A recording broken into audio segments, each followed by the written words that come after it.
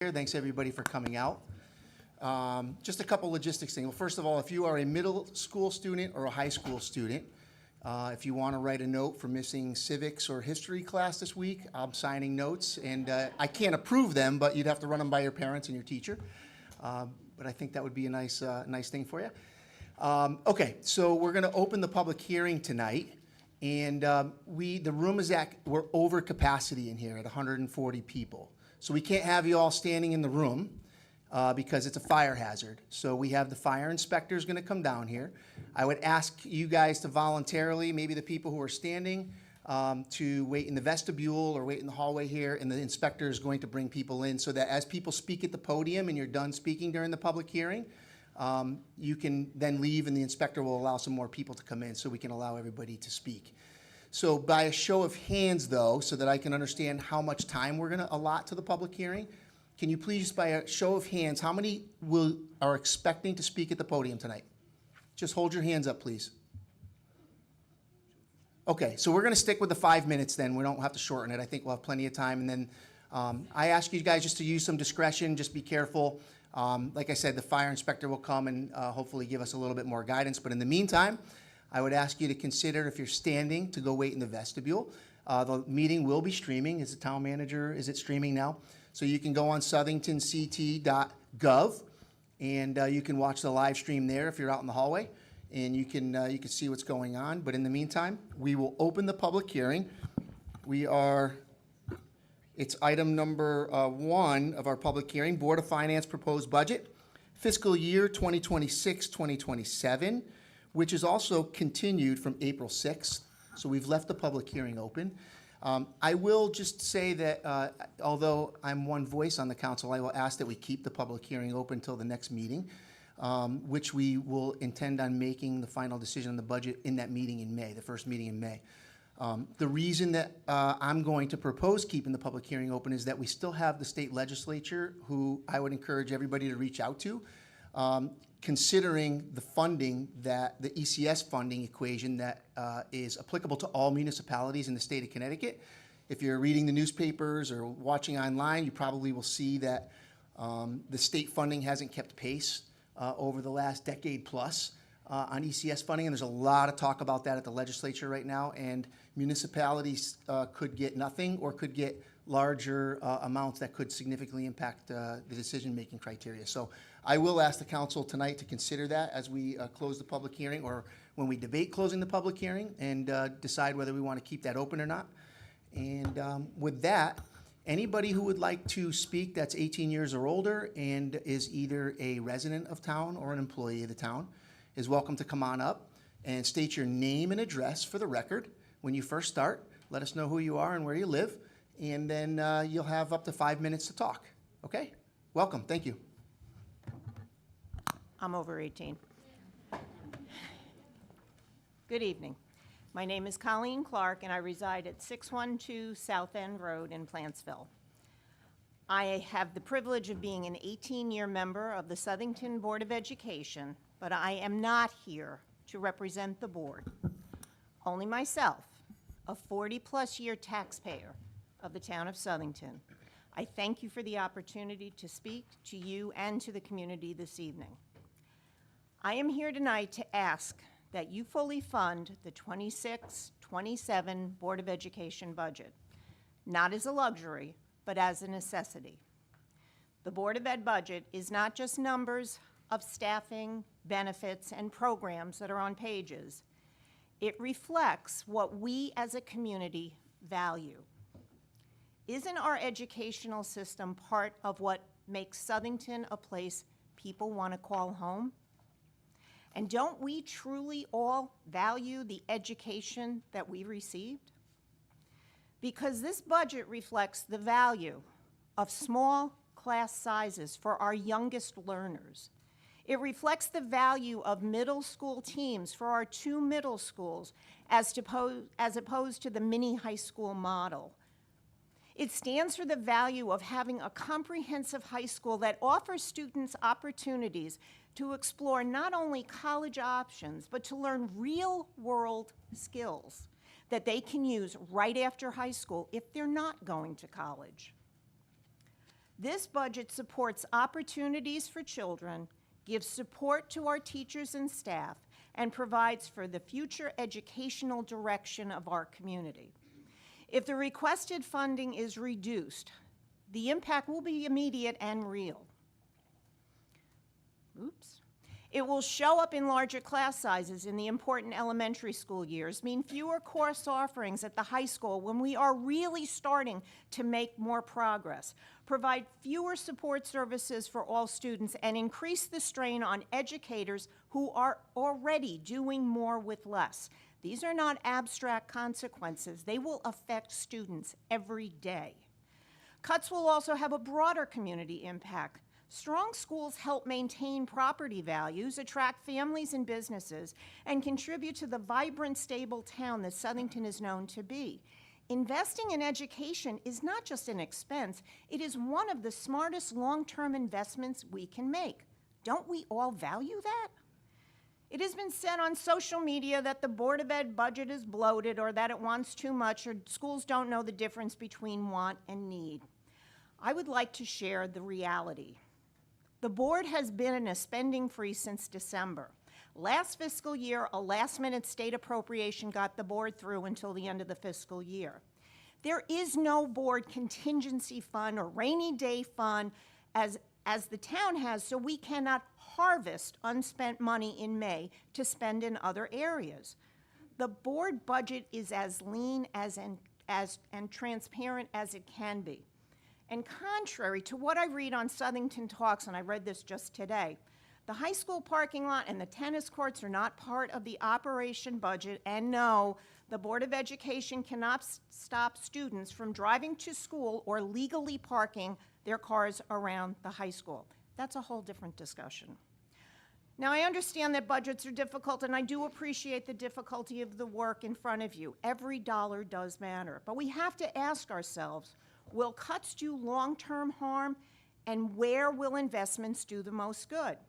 Education is an area where cuts carry long-term consequences and investments yield long-lasting returns. Our students only get one chance at their education. We owe it to them to provide the resources they need to succeed, not just adequately, but fully.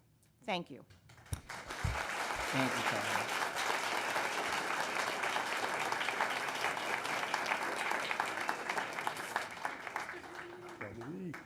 Good evening. Good evening. Jason Gadini. I live 55 Cyrus Court, Meriden, Connecticut. I was granted permission to speak tonight, and I thank you for the opportunity to speak tonight.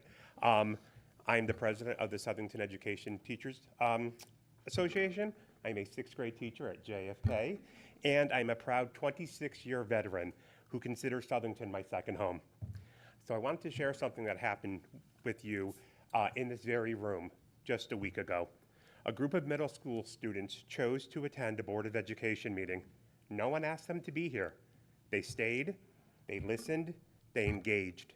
The next day, they asked for permission to address the entire student body. When I was in 7th grade, I struggled with making eye contact with adults during a conversation. They saw what was being discussed about the proposed school's budget, and they acted. They encouraged their peers to show up, to stay informed, and to make their voices heard. That doesn't happen by chance.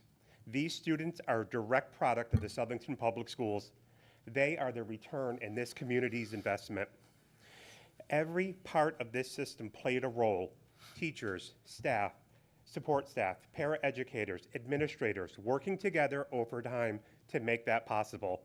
They demonstrated critical thinking, communication, collaboration, and leadership. They took initiative without being told. These are the outcomes we say we want for our students. They're already happening. These are our future leaders, and no standardized test could ever measure that kind of success. Their impact on this community, that is how we measure success, and that's how it should be measured. But the decision in front of us tonight will directly impact the conditions that make outcomes like this and others possible. Cuts to staffing, increased class sizes, and reduction in support services don't just reduce resources, they reduce opportunity. They limit the environment that allows students to grow to the kind of individuals I just described. Our students are paying attention. They are watching how the adults in this room respond. What they see tonight will show them what we value. If we truly value students who think critically, who lead, who take action, then we must protect and invest in the system that developed them. I urge you to reconsider these cuts and fully fund our schools. We are all watching, but more importantly, our students are watching. Thank you. Thank you, Jason.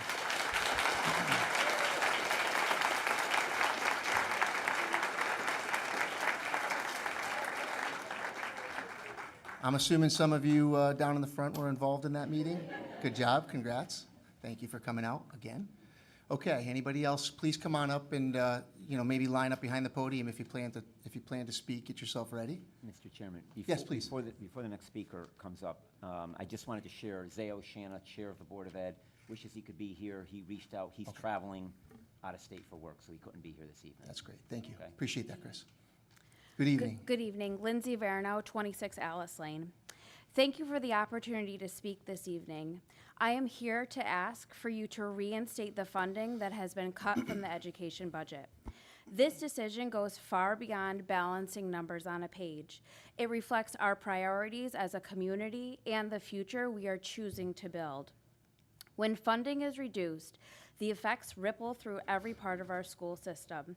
It means larger class sizes, fewer resources, and reduced opportunities for students. It places additional strain on teachers who are already working hard to meet the needs of every child in their classroom. These cuts are not just financial, they directly shape the quality of education our children receive every day. If we want to create a community where teachers want to teach, we must give them the support that they need to succeed. Teachers are the heart of our schools. They inspire, guide, and challenge our students. But without adequate resources, their ability to do that work is compromised. Over time, this leads to frustration and burnout. We risk losing talented educators to other districts that offer stronger support. Reinstating this funding is a way of saying that we value our teachers and are committed to creating an environment where they can thrive. We also want to be a community where parents feel confident and excited to send their children to school. Families look for schools that provide not only strong academics, but also safe, supportive, and enriching environments. When programs are reduced and class sizes increase, that confidence begins to weaken. Parents start to worry about whether their children are getting the attention and opportunities they deserve. Restoring the funding helps ensure that our schools remain places where parents feel proud and secure. Equally important in our commitment to maintaining high standards, a high-quality education requires consistent investment in curriculum, in supportive services, and in opportunities to help students grow both academically and personally. When funding is cut, maintaining those standards becomes increasingly difficult. Reinstating these funds is not just about restoring what was lost, it is about protecting the level of excellence our students need to succeed in an ever-changing world. This is about more than dollars and cents. Strong schools strengthen our entire community.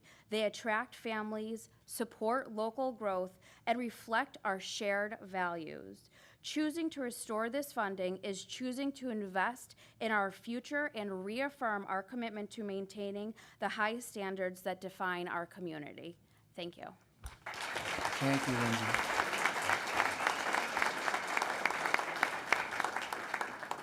Before you go, let's ask the fire inspector to come back in for 1 second, if somebody can grab him. Just make sure we get some guidance here.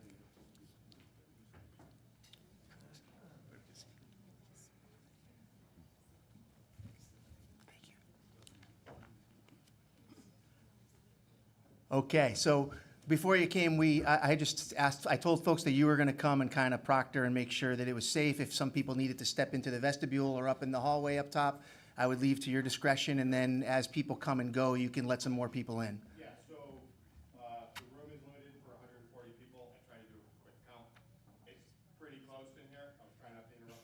Thank you. The biggest way is, I'm gonna stay here until the fire marshal, on-call fire marshal arrives to make a determination officially whether we're gonna do a one-by-one person count. Yeah. But we need to keep the exit ways clear. I'm gonna remain here till they're here. We have to make sure that everybody's safe. Thank you. And there's rules for a reason, but we obviously don't want to limit anybody's ability to be here. And I'll say it again, to help with the situation, if you're standing up, it would be helpful if you went out in the vestibule. We'll leave the doors open so you can hear, and ask people to talk into the microphone nice and clear so that folks can hear. That'll also help, and we can use the hallway as well. And like I said, the on-call fire marshal will be here to make a official determination. Thanks. Okay, please, name and address. Good evening. My name is Roseanne Lombardi. I live at 116 Butler Avenue. I address you tonight as a Southington taxpayer and an empty nester. My children are grown and flown, but that does not mean I no longer care about the education of the children in our community. In fact, it's the opposite.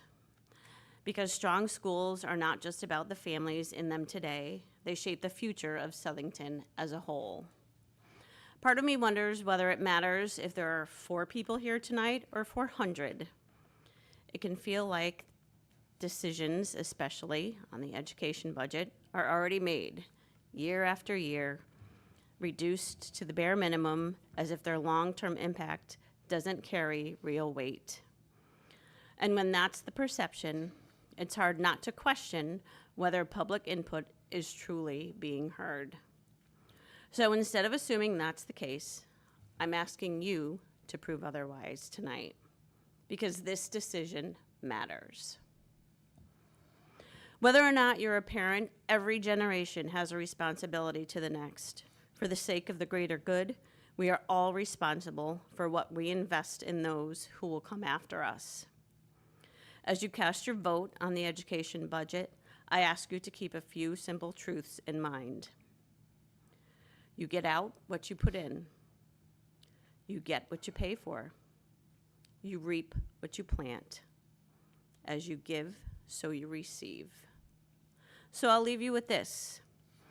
Is what you're willing to invest today what you're willing to accept as Southington's future tomorrow? And when the next election comes, will this be the decision you want to be remembered for? Thank you. Thank you.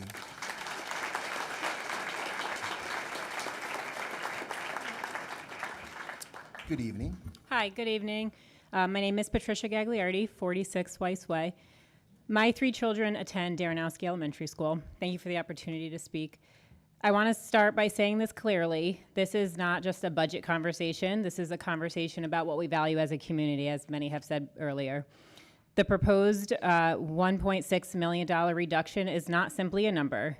It is a direct reduction in people, educators, support staff, the very individuals who make our schools function and who make learning possible for students every single day.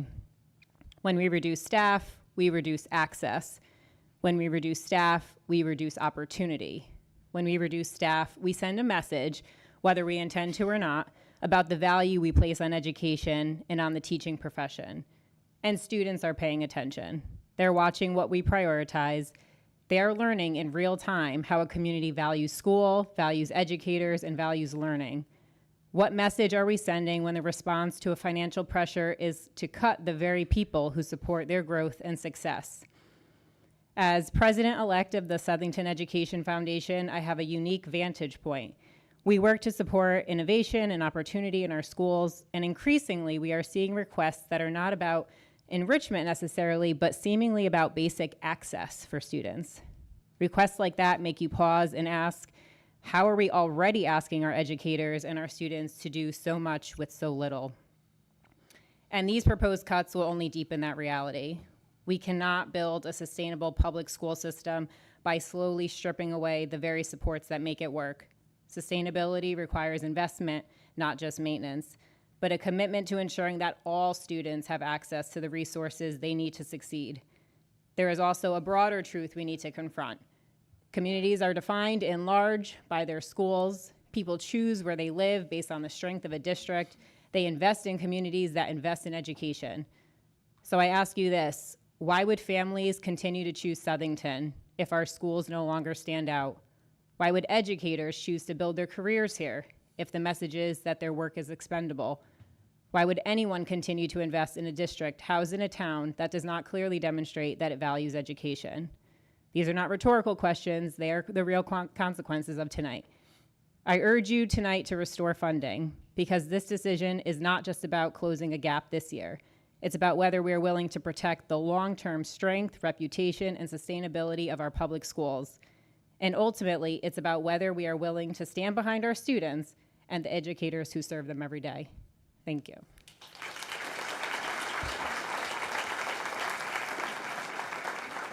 Thank you, Patricia.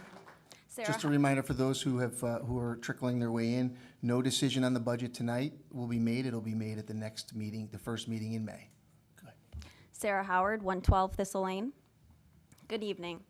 I stand here tonight as a proud Sullyton High School class of '06 graduate and a parent in this community. Back in the 1990s, Sullyton Public Schools provided educational opportunities that helped shape who I am today, and ultimately led me back here to raise my own family. As a student, I benefited from small class sizes, academic intervention in literacy and in math, and paraprofessionals who provided additional support when it mattered most. It was the adults that I encountered throughout my educational journey who made the difference. Because this community chose to invest in its students with varying strengths and needs, I was able to succeed academically and continue my education beyond high school. Today, I hold 2 bachelor's degrees and a master's degree. I do not share this to boast, but to demonstrate what happens when a community commits to supporting all learners. I stand here as a product of a town that understood an important truth. Student success does not happen by accident. It happens because schools are properly supported. I'm concerned that Sullyton may be losing sight of that principle. I've heard our cost per pupil spending referenced at these microphones in front of you as something to celebrate, almost as if it's a trophy or an award. But low spending should not be our goal. The question should be, never be, how little can we invest in our students, but whether we are investing enough to give them the opportunities that they deserve. Doing more with less eventually becomes doing less for children. When staff and resources are reduced, the impact doesn't appear overnight. It shows up slowly. First, the larger class sizes, then fewer supports, followed by teacher burnout, and educators choosing to leave for surrounding towns where the compensation better reflects the demands of the work. And while all that is happening, there are students who are quietly falling further behind. The proposed 1.6 million reduction is not just a budget decision, it's a decision about the kind of community that we want to be.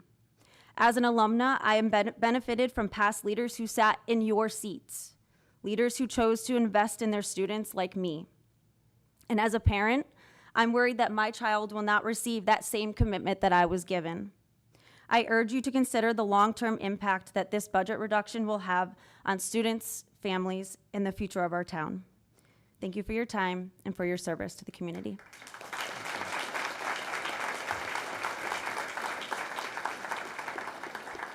Thank you, Sarah. Good evening. Good evening. My name is Shema Green, and I live at 67 Memorial Drive. I want to speak about the proposed $1.6 million reduction to the Board of Education budget and what that actually means for students. I didn't see many of you at the meeting last Thursday, and I hope you watched the presentation. Because while it may appear as a single number, in our schools it translates directly into people, services, and opportunities being taken away. According to the superintendent's own presentation, this reduction would eliminate approximately 22 staff positions across the district. That includes classroom teachers at the elementary, middle, and high school levels, math and literacy specialists, a literacy coach, a social worker, a TESOL teacher, and more than 8 paraeducators. So I have to ask, where exactly do you believe reductions can happen without impacting the students? Because these are not extra staff. These are the people directly supporting instruction, intervention, and student needs every single day. And when we look at what our schools already look like, it becomes even more concerning. We already have interventionists supporting 40, 50, even 70 students at a school. Special education staff are managing large caseloads. In some cases, multilingual learners have little to no dedicated staffing in our schools. So what happens when those supports are reduced further? The answer is already outlined. Larger class sizes at the elementary level and fewer course offerings at the high school. So I'll ask directly, What do you want classrooms to look like next year? How do you want the district to support struggling students when support will be less? At the same time, the town is asking residents to support a major referendum for school facilities this November. How are families supposed to make sense of that? How do you ask the community to invest more in buildings while investing less in what happens inside them? This is not a theoretical impact. This is a direct reduction in the people and programs that students rely on. So the question becomes, what are their priorities right now? Are we investing in buildings, or are we investing in the students inside them? Southington schools have a strong reputation because this community has consistently chosen to prioritize education. That does not continue if support is reduced at this level. This is not just a budget decision, it's a statement about what this town values. As of right now, it feels like students are being asked to absorb the consequences, and that's not fair, as these are the people who rely on the adults to do what's in the best interest for them. I urge you to consider the scale of this reduction and fully account for what it will mean in classrooms across this district. The Southington community is paying close attention to the decisions being made and the priorities being set by this town council, and those traces will be remembered when the time comes to vote. Thank you. Thank you.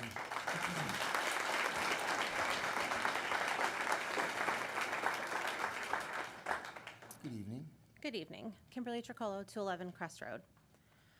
Budgets are a hard thing to manage, and I understand this wholeheartedly. You are being asked to make a decision as to whether to approve the original Board of Education budget or the Board of Finance recommendation. I urge you to consider funding the original Board of Education budget for the 26-27 school year. State mandates continue to pile up. The Board of Ed proposal is not a wish list. It simply covers the status quo. The cuts proposed by the Board of Finance strip vital resources and support from our schools. You are continually asking our educators to do more with less. But these cuts will directly hinder our teachers' ability to help every student reach their maximum growth potential. First, the positions added last year were created to meet specific identified needs in our district.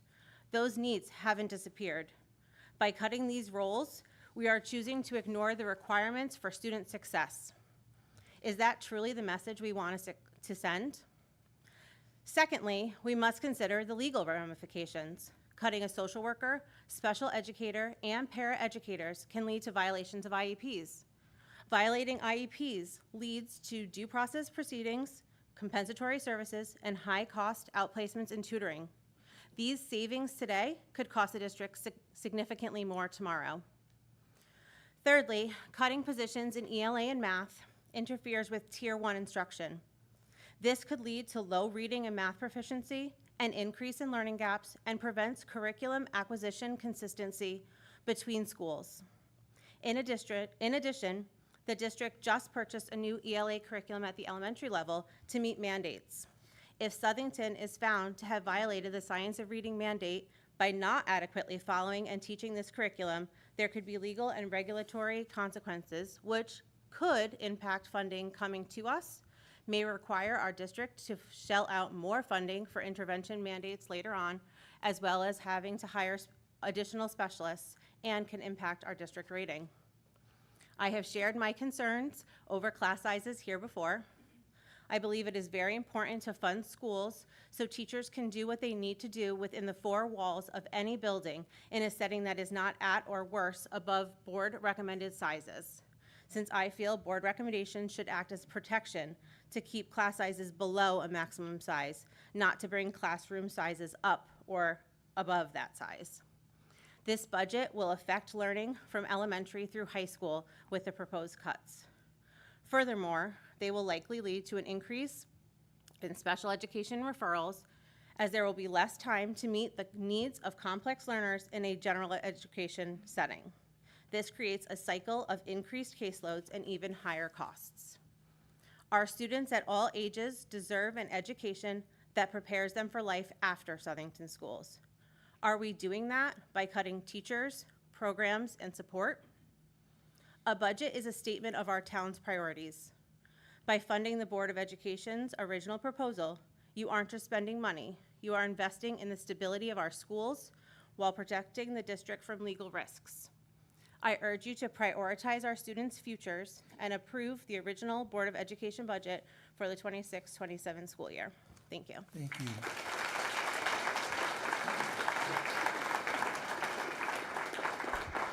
Good evening. Good evening. My name is Sean Grindle, and I live at 149 Rethal Street, but most of the time you can actually find me at 1 Victoria Drive at Flanders Elementary School, where I teach 22 fifth graders. Or sometimes I'm at 145 Dunham Street or 385 Pleasant Street, where I'm meeting with my daughter's teachers or waiting in a pickup line or volunteering at school events at Thalberg at Apollo. This cut to the education budget is brutal. It is short-sighted, and it's exactly what someone should do if their goal is to create a bigger, more expensive mess down the road. Because this is not a one-year decision. This is how you start digging a hole that you do not ever climb out of. When you cut $1.6 million from education, you are not trimming excess. There was no excess to begin with. There hasn't been excess for years. No, you are not trimming excess. You are removing support at the exact moment the students need it most. Fewer teachers, fewer interventionists, fewer paraeducators, keeping us in compliance with the law, fewer adults catching problems early. And when you remove early support, problems do not stay small.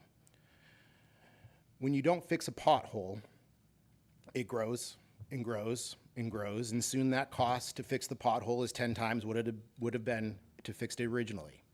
A student who does not get reading or math support this year is not just a little behind next year. They are further behind and then further and then further, and the gap compounds. Their frustration compounds, the disengagement compounds, and by the time that teachers respond, it's not intervention anymore. It's remediation at a much higher cost with a much lower chance of success. And this is what that vote does. It trades early effective support for later expensive failure. You're not saving money. You're going to be borrowing against our students' futures. And the interest rate is cruel. It does not stop with academics. When support systems break down, behaviors increase, mental health goes unmet, classrooms become harder to manage, teachers burn out faster, good educators leave. You are not just dealing with struggling students, you're dealing with an instability across entire school systems. With this cut, you're going to lose top-tier educators, not just from the staffing cuts. You're going to be sending a message to the working professionals that this is not a district that values education of its youth. And this isn't a hypothetical. I can tell you that right now, as we speak, this is happening just based on the rumors and the hint of this cut. That instability is spreading. Families notice when class sizes rise and support disappears. They notice when programs are cut and opportunities shrink. And when families start to lose confidence in the schools, it impacts everything. Home values, community pride, the decision to stay or leave. Strong schools are not separate from a strong town. They are the foundation of it. And here's the truth that needs to be said clearly. This kind of short-term thinking is not new. It's how we got into this position in the first place. Years of decisions to choose quick cuts over long-term investments. Years of pushing problems forward instead of solving them. We've created a district that is not as competitive as it should be with similar districts in our area. We brush off the well-being of our youth, and now we're about to do it again. We're about to double down on the same approach and expect a different result. That is not fiscal responsibility, that's negligence. Because again, this isn't hypothetical. This is what next year will look like. Larger classes, less supports, students falling behind earlier and further, more pressure on staff, and more instability across the town. And once that slide starts, it's incredibly hard and incredibly expensive to reverse it. So the question is not whether we can absorb this cut. The question is whether we're willing to accept the damage that comes with it. A yes vote on the Board of Finance's suggested education cuts is saying that education at this level in this town is not a priority. So stop digging the hole. Restore the funding. Thank you. Thank you.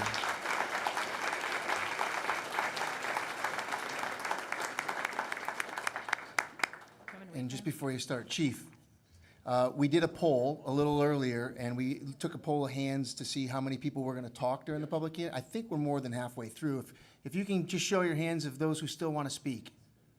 So we're getting there. It's not going to be too much longer, I don't So think. the only thing I'm asking for is that this aisleway stay clear, and the same for going out there. We need Okay, 6 so- feet out there and at least 3 feet here. If So- we can comply with that, then we're good to go. So please don't stand in the doorways, folks, and if you guys can come on, come on up, stand behind the podium here if you would like, it's okay. There you go. And it's okay if you sit in the seat down here, no problem. If you want to sit here, you can sit here too. No problem. May I sit there, sir? You can, anybody can. Feel free to step up on the podium behind here too, if you guys are in the way there, okay? Don't be shy. All right. We're getting there. Take your time, please. Okay, good evening. Kathy Riley, Door Lane. Before I say anything else, I'd like to address what's happening in this room tonight. These are parents, students, neighbors, taxpayers, people who always care. We may not be here every week, but we are streaming the meetings, we're following along at home, catching up with each other, staying informed while we juggle work, dinner, homework, practice. But tonight, we made a choice to be here. Every person in this room is missing out on something else. I'm missing my son's lacrosse game, a choice I did not make lightly, but I made it because after my son and his team walk off that field tonight, they will walk into their schools every morning. I'm not here for today, I'm here for the future of my son and for every child in Southington Public Schools. We have all made this meeting our priority tonight, and so I ask you to please make our students your priority. I know there are competing demands in this budget, and it can feel easier to say we're only cutting numbers, not positions or programs, but those numbers represent real people, real opportunities, real support systems. They are the difference between a child thriving and a child struggling. I'm not going to stand here and repeat the well-known facts of the current budget situation, but there are a few things that have not been highlighted in this process. First, at the Board of Finance meetings, there's been a conversation centered around salary and healthcare costs. There is definitely an undertone indicating that teacher salaries are a main cause of financial burden, which I find interesting.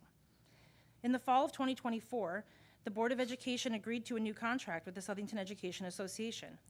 As is practice, and to provide 100% transparency, that contract sits for 30 days. 30 days where anyone on this council could have raised a concern about the affordability of those salaries. However, no one did. It was accepted, it was adopted, and it's the contract that you are tasked with funding now.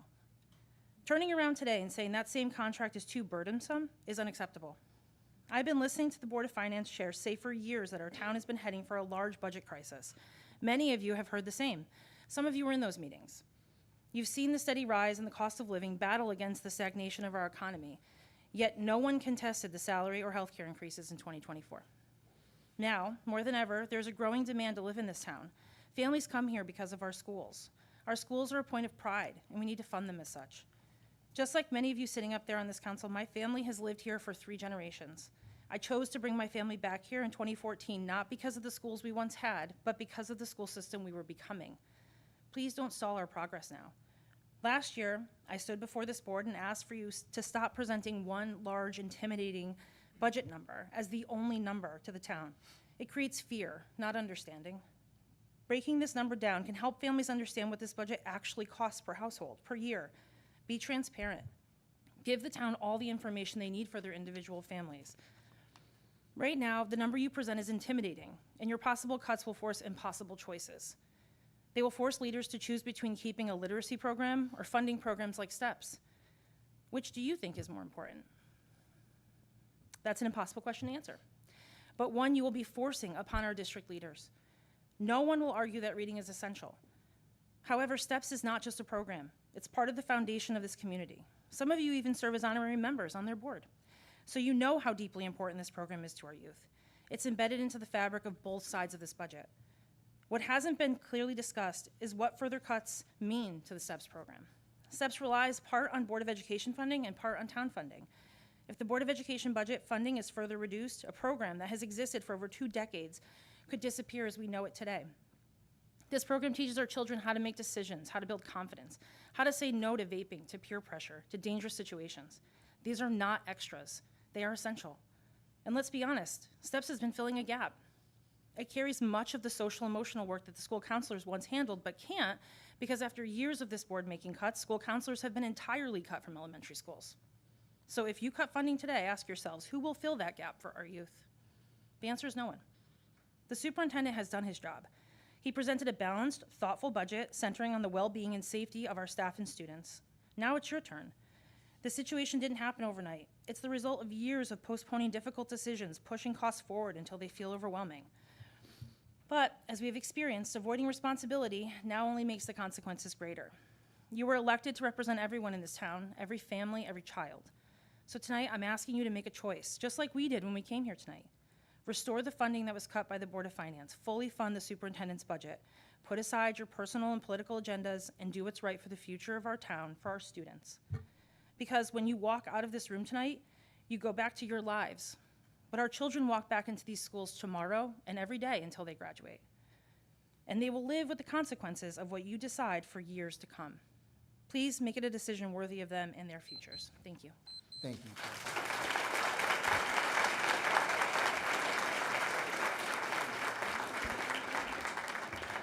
Good evening. Good evening. Denise Carabetto, 148 Southborough Road. I am here tonight to speak in support of the Board of Education budget adopted on February 5th. I do not agree with the $1.6 million reduction in the Board of Education budget recommended by the Board of Finance. I urge you to increase the Board of Education budget over the Board of Finance recommendation. I urge you to not accept the $1.6 million reduction recommended by the Board of Finance. I urge you to not further reduce the Board of Education budget. If the education cost-sharing grant is increased, I urge you to add that increased funding to the Board of Education budget. As the Town Council, you set the appropriation for the Board of Education. The Board of Education makes the line item decisions. However, you know that because the bulk of the Board of Education budget is comprised of staff salaries and benefits, this is where reductions must occur. If you reduce the Board of Education budget by $1.6 million or more, the Board of Education will have to eliminate teaching and administrative positions, eliminate student support positions. This will result in increased class sizes, fewer class choices at the high school level, elimination of programs and services for students, teachers, administrators, and support staff losing their jobs. It is our collective responsibility as a community to provide a high-quality education for our children. Our students are successful. Our educators are committed to providing students with the education and opportunities needed to succeed and be college or career ready. A large budget reduction will result in decreased programs and services for our children due to decreased staffing. As reported on EdSite, the State of Connecticut Education Database, Southington's average per pupil expenditure in 24-25 was $19,961. The per pupil expenditure in surrounding communities exceeds Southington's spending. Wallingford, a comparable community, spends $24,427. Cheshire spends $21,091. Farmington spends $21,032. Plainville spends $22,412. As the schools go, so goes the town. If the education system declines due to lack of funding, property values will decline, and families will choose to live in another town. Educators may choose to leave the district. It is time to prioritize education funding in Southington. Current state and local funding levels are insufficient to maintain the high standards our public schools require. The Town Council holds the primary responsibility to address this gap, ensuring that the funds appropriated for the schools align with the actual needs of our students. By providing the funds needed, you are directly investing in the long-term success of our children and the continued stability of our community. In summary, I urge you to increase funding for the Board of Education budget. My husband and I are willing to pay more taxes to increase the education budget. We have resided here for 43 years. Our children attended the Southington schools K through 12 and have long since graduated. Yet here I am, as a concerned citizen, saying to you, please address the needs of our schools and fund the Board of Education budget appropriately. Thank you.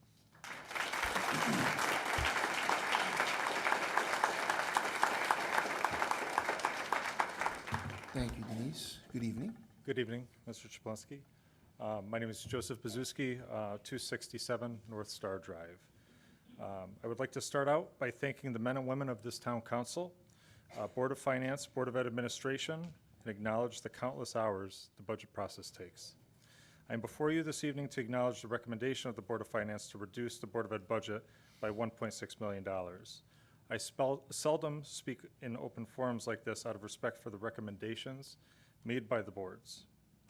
We are all tasked with keeping spending under control for our residents while being sure we are providing good value in our public works and education.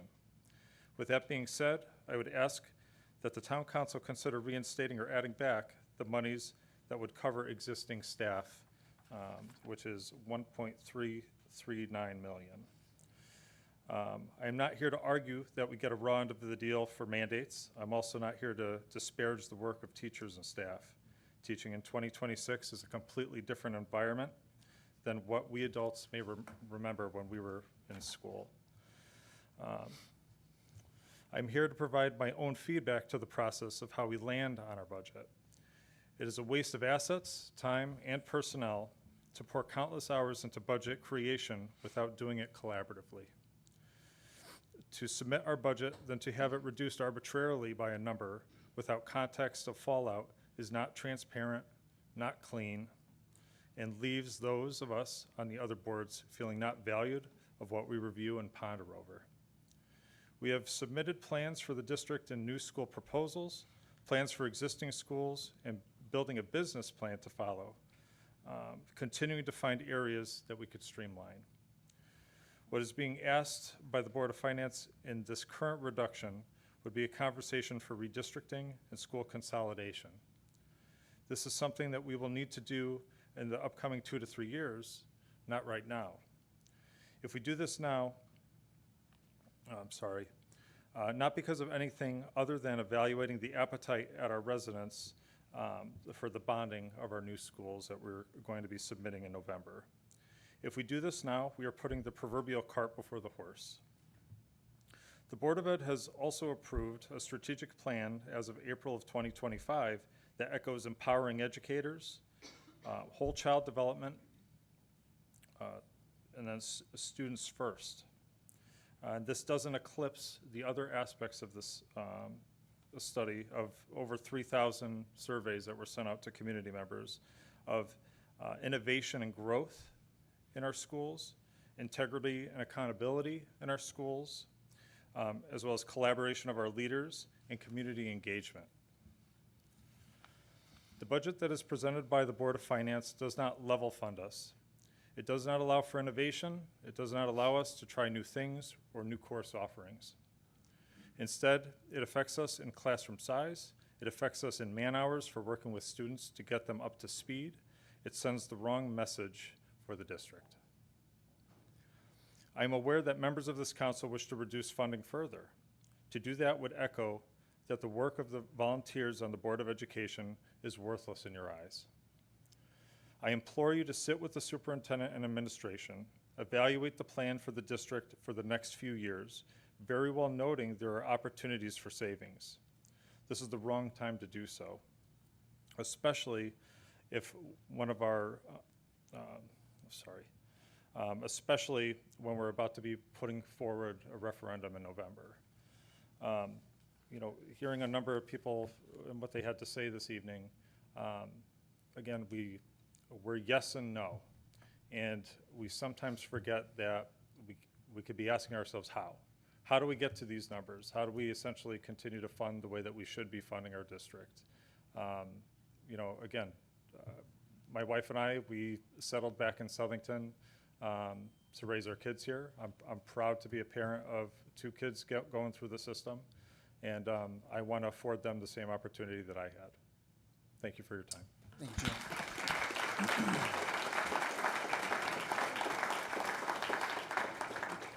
Good Hi, evening. Elizabeth Pasqua, 42 Stonegate Road, proud parent of a Hatton 4th grader.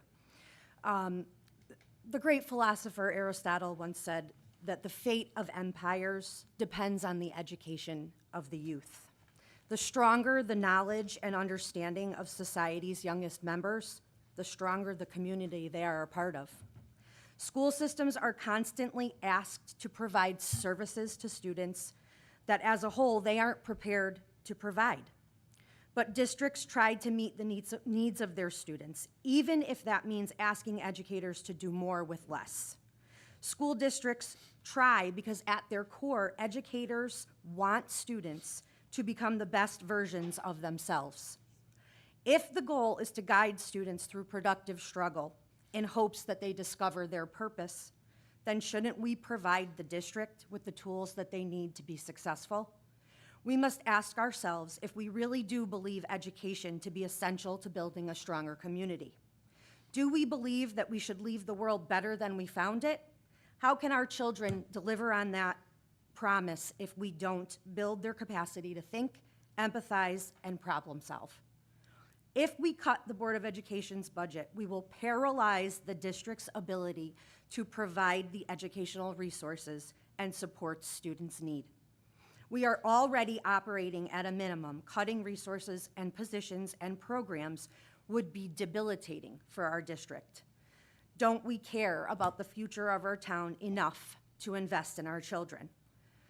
How many of you would attribute a life decision that you made to a teacher who made an impact or saw something in you that nobody else did? Imagine if that teacher was one of the 22 who may be cut. Do you want to deny our kids the influence of a great teacher? Please fully fund this budget.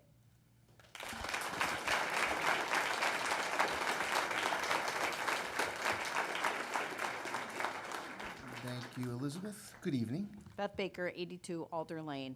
I'm not here to talk about the Board of Ed budget. I didn't even take a look at it, but I know that they do a really good job with it. So, you know, I don't think that there should be cuts that have been made. But what I did was looked over the other side of the budget. There's a lot of discrepancies that I think should have been cleared up by now, and they really need to be accounted for. Starting with the cover letter from the town manager, he outlines the challenges of the budget and says that it is a very difficult year, and I get that. He noted that health insurance costs were, you know, high, and that was a major reason for the increase. His second point, though, to me is a little off. Increase in Connecticut minimum wages has materially impacted operating budgets.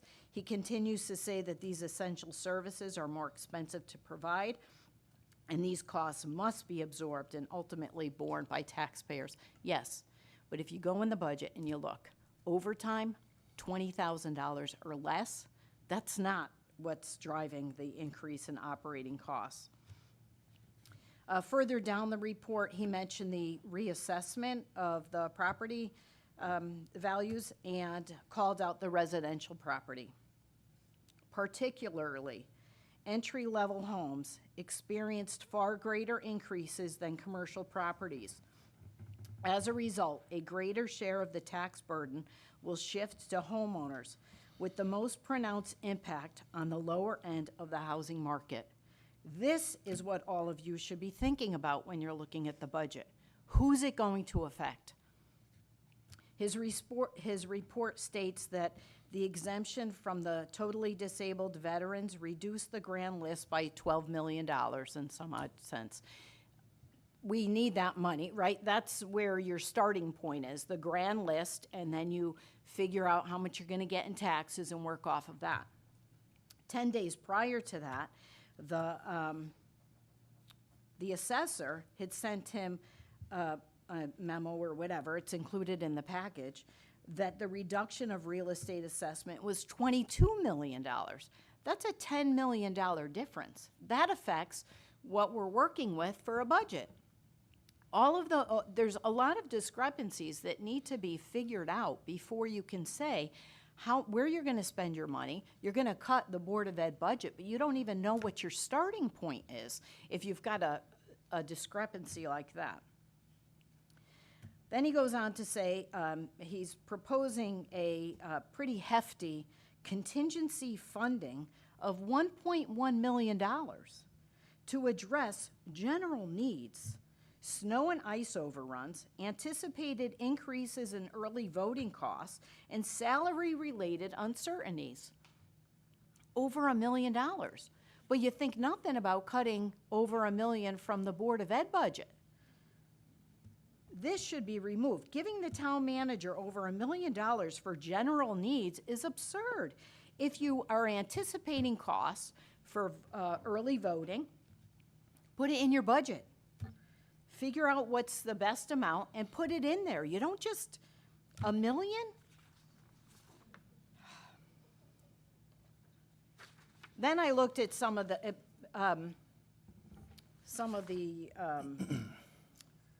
budget proposals by section and department, and there's a lot of things here too. There seems to be areas that incorporate, that are either incomplete or just carried through from the previous year without thought or scrutiny. No change in investment revenue. Nothing, not up or down, same number you had last year, you carried through for this year. Fees and interest was another line that looks sloppy, like it was just copy paste, I guess, I don't know. The finance department must be able to provide educated assumptions as they have in the past. Now, here's another one. On average, Connecticut, the annual increase in wages is 3 to 5%. I understand many positions are driven by contract negotiations, and I'm not questioning that. I didn't look at that at all. But there's some departments with notable increases. Now, individual increases above 5% should have been countered by a reduction somewhere else, meaning an employee takes on responsibilities that were previously paid to a vendor. You're not paying the vendor, you're paying this person, right? Staff reduction elsewhere Thank you, occurs when Beth. there's a significant improvement in services. I didn't see any Thank you, offset for Beth. that. Your time is up. Thank you.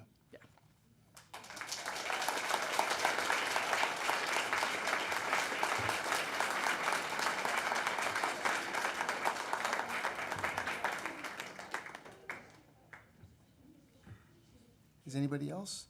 I know a few of you guys want to talk. You can talk, sure, come on up. Come on up. Come on up. What's, I'm gonna get you the microphone, okay? We want you to be heard, okay? Thank you. You're welcome. My name's Ryan King. I go to John F. Kennedy Middle School. I went to Strong Elementary School in Good evening. Good evening. I went to Strong Elementary School in Southington, Connecticut, and first off, I disagree with all these teachers being cut, and thank you students who showed up because this does affect us. From 4th to 7th grade, I was in literacy support. If you asked me to read a paper and then tell you what happened in that, I probably couldn't.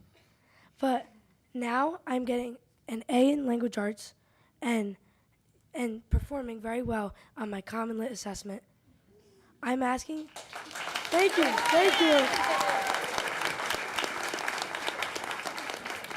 I'm asking if cutting these support teachers and many other teachers like paras, literacy support, and math support teachers are the answers to our financial problems. Like many people have said today, us kids are going to be the future, you guys. We're going to be the people who are sitting on here one day, representing our towns, whether it's Southington or a different town. So to cut the education where we learn and grow is not fair. Like, next, pay to play. Middle school sports, I know we were talking about this earlier. Pay to play, middle school sports, it gives you reps, but it hurts, maybe, it's not going to help you as much as high school sports would do. But middle school sports is where you find your friends and your family. Me and Noah, I'm the first base coach for the Kennedy baseball team, and Noah is on the team, and just hanging out with my friends on the team, and for that to be cut because maybe some people in Southington can't afford to do pay to play, that would really hurt. Also, some of my teachers that I have throughout kindergarten through 8th grade have helped me in various ways, teaching me lessons like not to give up, to keep going. And maybe you're going to disagree, but you need to disagree respectfully. I learned that. I learned that in 7th grade with Mr. O'Neill. I think he's here. I think I saw him earlier.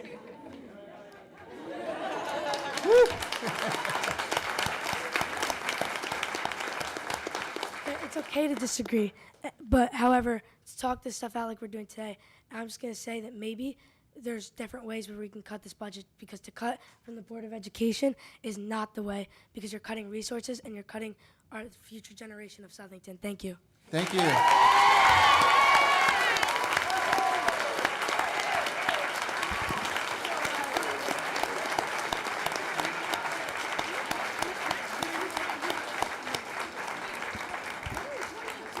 Just to make sure I got your name, is it Ryan? Yes. King? Yes. Ryan King, for the record. Thank you, Ryan. But I'm not, no knock on anybody else, Ryan, but you were one of the better speakers tonight. I gotta admit it. I would like to see you up here next meeting, okay? Great job. Anybody else? You guys feel free to come on up, sure.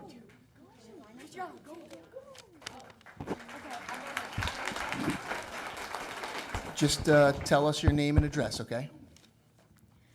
Right. Hello, my name is Cristiano Almeida. I live in 35 Church Street, Plantsville, Connecticut, and I disagree with the district's proposal to fire teachers. I was Connecticut's 9th kid governor. Teaching civics in a class is time-consuming and difficult to do if classes are bigger, so teachers can't give individual advice. When schools face financial challenges, difficult decisions must be made. However, not all solutions are equal. In my school's case, a potential, I think, $1.6 million deficit has led to discussions about firing teachers. While balancing a budget is important, cutting teachers is the wrong solution. Instead of removing the people who make education possible, the school should focus on using its existing money more wisely and prioritizing what truly benefits students. Teachers are the backbones of any school. They do far more than deliver lessons. They guide, support, and inspire students every day. If teachers are fired, class sizes will grow and students will receive less individual attention. For example, if a class that normally has about 20 students increases to 30 or more, it becomes much harder for a teacher to help each student individually. That means fewer questions answered, less feedback on assignments, and more students falling behind. A crowded classroom is not just inconvenient, it directly lowers the quality of education. If the goal of a school is to help students learn, then removing teachers works against that goal. It makes classes much bigger than they need to be, and it puts pressure on teachers that they don't need to have. Firing teachers would also damage the overall school environment. When fewer teachers are expected to handle more students, stress and burnout increase. This can lead to lower quality instruction and even more staff leaving over time. Students are affected not only academically but emotionally as they lose trusted adults who support them. A decision meant to solve a financial problem could end up creating a much larger educational one. New teachers have new experiences for kids, but firing those new teachers limits projects and other academic assignments that we can do. Instead of cutting staff, the school should take a closer look at how much money is being spent. Some purchases, such as blue lights in the cafeteria for announcements or caged doors for lunch lines, do not meaningfully improve students' learning or daily experience. I understand how having kids see if there's an emergency, but if it was that important, teachers should put more effort in getting the kids to be quiet. When a school is facing a serious deficit, spending should be focused on essentials, not necessary upgrades. Every dollar should be used in a way that directly supports students and classrooms. In conclusion, firing teachers is not a responsible or effective way to solve a budget deficit. It weakens education, creates stress on both students and staff, and creates long-term problems. A smarter approach is to improve budgeting and focus spending on what truly matters. By choosing better budgeting instead of fewer teachers, the school can protect the quality of education while addressing its financial challenges. Thank you. Thank you.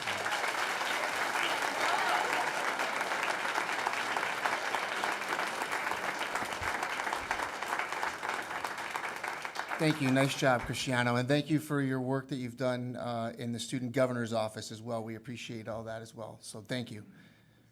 Is your term now done? Yeah, my term is over. Good. How's it feel? It's like I'm relieved of some of the pressure, but it's still kind of like nostalgic. Yeah, you have to come out here still and do this, right? You got to keep it going. Yeah. Good for you. I'm glad to see you're continuing to do that. Okay. Anybody else would like to come up and speak, please? Come on up.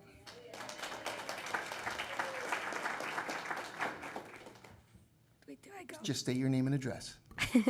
Hi, I'm Trinity Eliason. I live at 76 Summer Street. Good evening, Trinity. I'm a 7th grader at John F. Kennedy Middle School. I went to Daronowski and Kelly. Kelly for 4 years, 5 years. Daronowski for 1. At Kelly, I took I had help for my writing and my reading for probably 3 years. But that really pushed me because I don't like looking like that. I don't like going into a different classroom. That wasn't something I liked to do. Getting that help pushed me to be able to get out of it. And I actually ended up getting out of it in middle school, I would say. I also want to focus on the future. All these students here are the future of Sulington. I mean, we come here to represent you guys, everybody. I'm not the strongest student.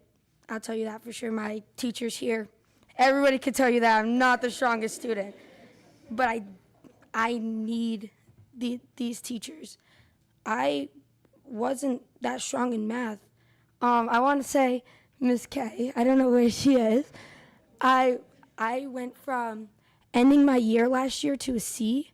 Slowly, my grade went up. And that's because of her help.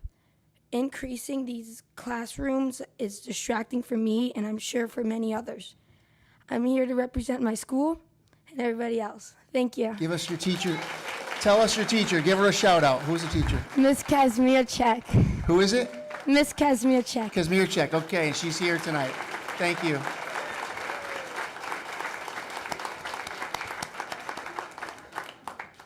Okay, is there anybody else? Please, come on up. Name and address? Name and address, please. Hi, I'm Maya Griffin, and I live at 40 Summit Street. Good evening, Maya. Good evening. And standing up here, I've learned a couple things. One, I don't know anything about taxes. I don't know anything about that, but I do know that I value my education and the career path I decide to take in the future. I went to Daronowski Elementary School, and I've made a bunch of my friends there, and a bunch of people I see, and some parents I've known for a long time I've seen come out and represent their students and our learning education. I feel that it's important, and I value all the teachers and all the help I've gotten over the years and the current years and the future. And Trin kind of stole my thunder mentioning my math teacher help. I've said it before, I value the study guide help we get right before tests, the extra studying and help in the games and the practice that we get from not only Miss Kazmierczak, but Miss Crean too. I'm gonna shout out her, give her a little love. I feel that it's pushed me, and I feel like that's why I've gotten some better scores on some of my tests, and I feel like that's why I've succeeded in many of the things I do and a bunch of the things I plan to do in the future. I feel like I couldn't be who I am today if I didn't have the help I do and the academic teachers I have today. I feel like it's important that we keep our educational journey going, and I feel like this budget cut isn't the way to go. I feel like it's not the way that it's going to help our students and benefit us academically and athletically and in the future. I feel like it's just wrong, and thank you for listening. Shout out to everybody else. Thank you, Maya. Nice job. Good job. Please. Good evening. Just tell us your name and address. My name is Amber Diamond. I live at 21 Frost Street. Good evening, I go Amber. to John F. Kennedy Middle School, and my elementary school was Strong Elementary. I am completely against the budget cut, and because my teachers have helped me so much, my current ones and my past ones, and I feel like I wouldn't be in the place where I am now without them. I have gotten awards for things like ambition and stuff, and I feel like if I didn't have the support from my teachers that I do now, I wouldn't have gotten these. And the budget cut, if they cut these teachers, then multiple students will lose opportunities. They will lose awards like this that they may be able to receive with the support. And it's just, sorry, bear with me. I didn't. Take your time. I thought of this 5 minutes ago. Please bear with me. It's okay.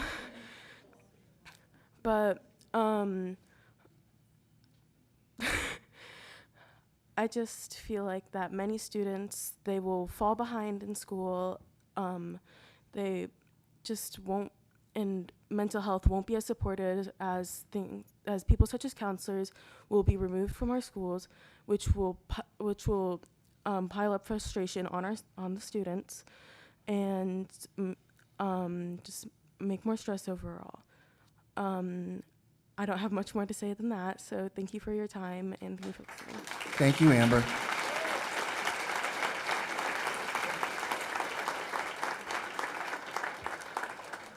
Hi, my name is Mary Rush. I went to Daranowski Elementary School, and I just want to say that I'm against the budget cut because, like Trent and Maya said, Miss Kay and Miss Crean, even Miss Malika and Miss Peruta, they've helped me so much and grow as me becoming a better student. Miss K has pushed me so much to work better in math, and like Trin was saying, I was never very good at math growing up. I was terrible at it. Like, I would get below the average of math. Like, I would completely fail. And first I had Miss Peruta, and she helped me succeed through math, and Miss K helped me push through it. And my vice principal, Mr. Halloran, he's also taught me to just, like, even when you do something wrong, always just be honest and true. And in language arts with Miss Crean, there's so many paras in there to help me when I'm stuck on the things that I need help. So why would I want the people who help me most to be cut out of my life? And all of these teachers have just grown me, like shaped me into the person that I am today and the student that I am. And that's really all I have to say, and thank you for listening. Thank you, Mary.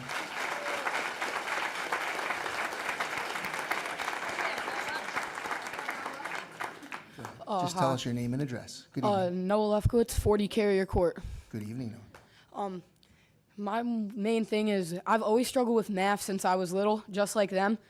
In bringing into 6th grade, I'd miss Peruta. I would get like straight, I would fail everything, have to take a reteach on every assignment. And then she kept pushing me. I got up to a B- by trimester 3. And then all my other teachers, Miss Fox last year, I got up to a B. This year, trimester 2, I got up to A+ on every assignment except for one and made first honor roll. Congratulations.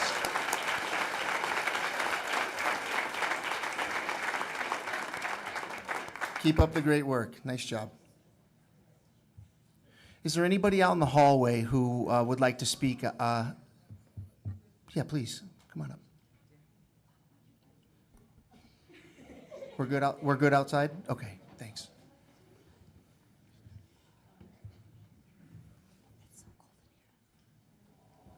By the way, Councilman Del Santo is on the line. He is listening. And for all of you who talked about your grades, they are much better than Mr. Del Santo's were when he was your age. So good job. Good evening. Hi to Mike on the phone. Pat Tavlazzi, I live in Planceville, Absolutely Connecticut. not disputing that. I respectfully listen to everyone here tonight. I congratulate you children. That's amazing. I'm so happy. I have 5 children, so I understand. But I need you to be one step higher. We're going to be looking at things fiscally from the people who are paying the taxes in this town. So don't be mad at me. I'm going to bring some numbers, but I love the fact that you guys are all here, and I support what you do. But I also know the reality of the money. 2023, 2024, we had a 5.79% increase. 2024, 2025, they received another 5.71% increase. This year's budget, they received $121.9 million, a $6 million increase. The total in the 3 years combined from the 2023 budget till now was somewhere around $11.6 million we gave to the Board of Ed. This year they want $10 million in 1 year above our numbers. In this year, right now, I don't know if you children are aware that the town has now appraised our houses that they didn't do since COVID because it was difficult during COVID. Everything came in at a huge amount of money. The people who have the small homes, like myself, were appraised at over 100% of their home. That tax gets put onto the budget that we have to help pay for your schooling and stuff. Now, I had 5 kids. I brought them through this school system, and I do have 2 grandchildren in this school system right now, so I'm not oblivious to what's happening. The biggest people hit are going to be the people with the small homes, retired people who are on a fixed income that can't afford this higher budget, along with the price of their homes. They may be forced to move out of their homes, may be forced to go into retirement communities. That's a reality for us on top of our school budget. I'm wondering from the town if they're going to do a fixed mill. Maybe the people that actually have children in the school system get one mill rate. Maybe people who don't get another. There has to be an offset because you're going to push so many people out of this town, they can't afford to live here. Maybe we can do some things. I loved what the gentleman had to say. I'm not sure which one it was. It was right on money. Let's work on the essentials. We don't need a bunch of fluff classes. We don't have to learn how to play ukulele and all these other things. We don't need a new parking lot. Okay, we don't. When my kids came here, they were seniors. That was their rite of passage, and anything below that was a lottery. It worked. The bus system, we have empty buses riding around town all day long, and we're paying for these buses. These kids are driving their cars to school in 10th grade. We need more parental involvement. I didn't let my kids, but that's my parenting style. You were a senior, you got the right to bring your car to school. I find it fair. I find it reasonable. I did have 5 boys. I had 1 in special ed.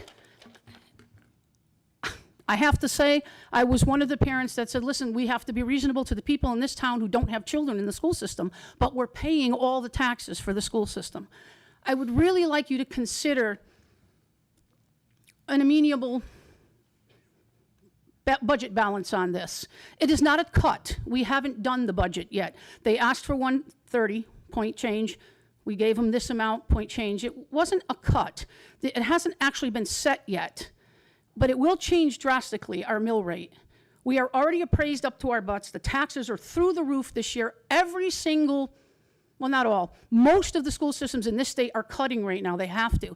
We've sat on a very high note for a long time affording these things for our children. The principals at the school have done an amazing job. Mr. Palmero, you've done a great job. But there's a time when you've got to say, we can't keep doing this. It's not feasible. And the world in the last 5 years showed us this. So it's kind of like a balloon that's really inflated, and we got to let a little air out of it to survive and keep the programs we need for you guys. There are other options. I know pay to play is not feasible for some kids. I had to pay for my kids to play. But kids that can't afford it, there should be a special arrangement for them. We know them because they apply for SNAP and things like that. We can help them. You might need to go down this road. We had 30 in a class when I was a kid. I have 2 degrees. My kids had 25 in a class. They all have high school and college degrees. It didn't stop them from succeeding because good teachers are gonna teach. And you sound like you guys have a bunch of amazing teachers. And good teachers are gonna teach. They are. They're gonna stay, they're gonna teach. The budget cut isn't what you think in your head. I know it's presented to you that way, but we haven't made the decision on it yet. So I'm hoping, your influence is hoping that they will I'm hoping that we can understand that there are many, many people in this town that have to survive and put food on their tables. Many elderly people that won't be able to keep their homes if we keep raising.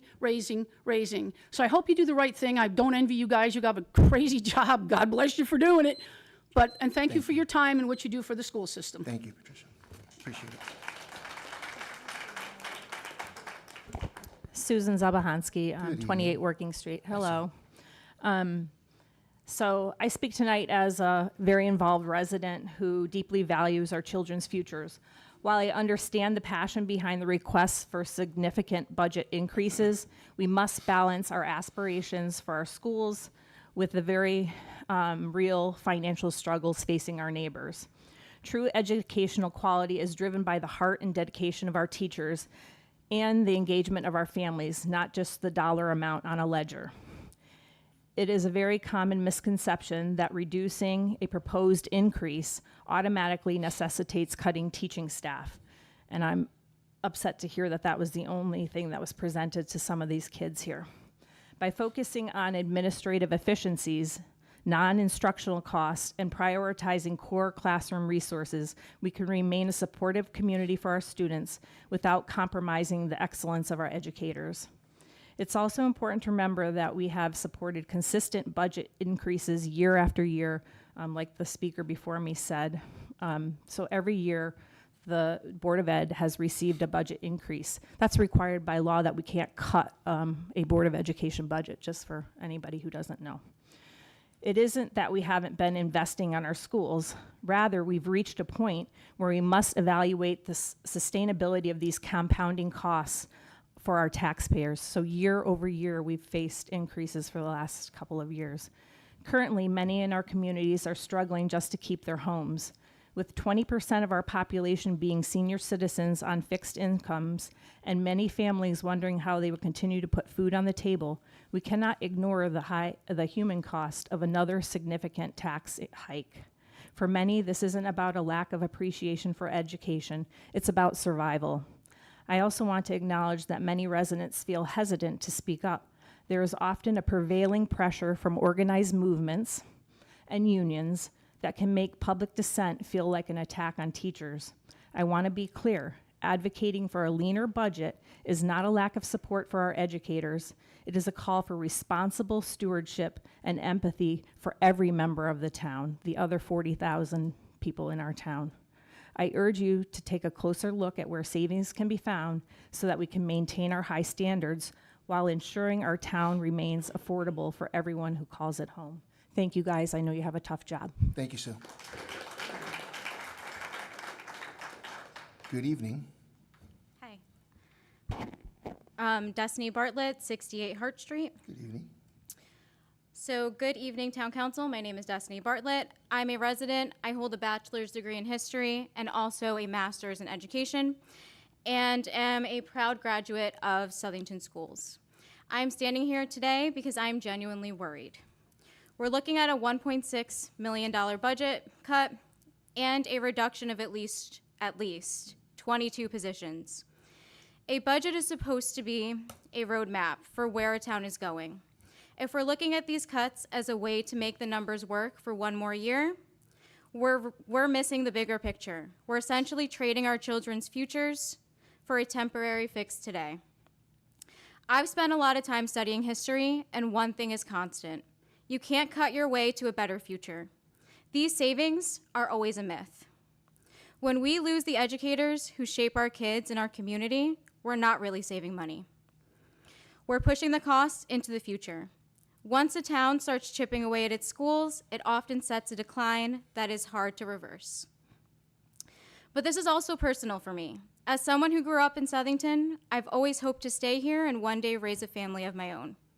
But I have to be honest, when I hear about budget cuts and people not giving money to children's education, I start to second guess that. We are in DRGD, but we aren't staying competitive with the towns around us. While other districts are leveling up, Southington is settling for good enough. And in this economy, good enough is how you get left behind. If a young couple pulls up Zillow to look at houses here and sees great school ratings, which are, for some schools, are currently sitting at a 5 or 6, which, let me say, that does not reflect the value of our teachers and our staff. It does not reflect what educators have made when given less. They don't see a bargain and they don't see a savings. They see a reason to keep driving to the next town over. If young adults like me who love this town don't feel confident raising children here, knowing that there are potential budget cuts, then Southington loses its future. We aren't just losing potential taxpayers, we're losing the next generation of students who should be filling our classrooms, giving back to our communities, supporting our local businesses, keeping our property values from sliding. I also worry that we will lose educators who also live in this town and also deserve to make a living in the town that they give so much for. I'm a product of these schools, and I want to be proud of that legacy. But more than that, I want Southington to stay a place where the next generation actually wants to plant roots here. I am asking you to restore the funding for these 22 positions. Let's invest in our students so we aren't looking back in 10 years wondering why everyone left. Thank you for your time. Thank you, Destiny.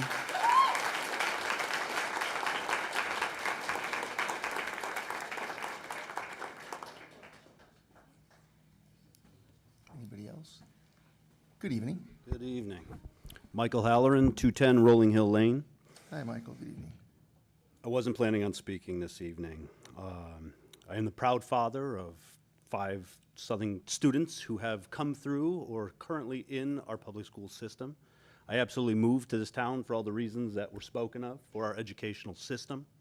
I'm thrilled that I have a nurse who is going to be graduating with an APRN degree this week. Congrats. Because of many of the people, as I look around this room, I have a social worker, I have an engineer, I have a graduating senior this year who's going into HVAC, and I have a student who is on our track team for the first time ever setting school records, all because of opportunities that have been made available by our educational system. Now, all these things that I'm talking about make me incredibly proud. But you hear the wavering in my voice when I sit and I look at these kids who I get a chance to see on a regular basis. So when we're talking about numbers and we're talking about all these things, I really encourage you to take a look around this room. And our young lady in the back, who 2 hours ago was just inducted into our National Junior Honor Society, that's amazing. These are opportunities that have been afforded to our kids who, as Ryan had shared, may be the next people sitting on this dais. This is not just a number. These are faces, these are people, these are teachers sitting in this room. This absolutely matters. So I encourage you, before we leave today, take a good, long, hard look at these kids, because this is what it is really about. Thank you. Thank you.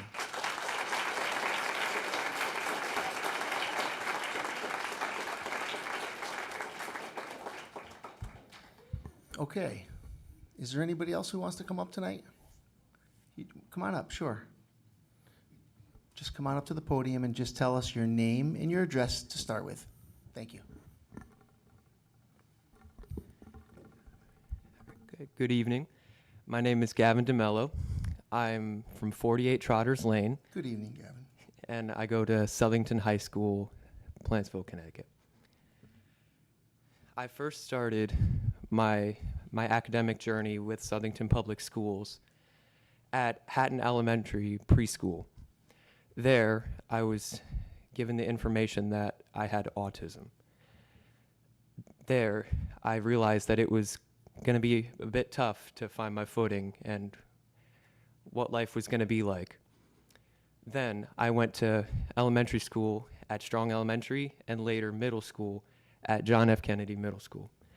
There, I received para support, accommodations, as well as comprehensive understanding from staff, as well as some students that helped me along the way, such as Miss Deb Stevens and other amazing people like that that have helped me and shaped me to the person I am today. As I'm speaking now, I have been inducted into the National Honor Society. Congratulations.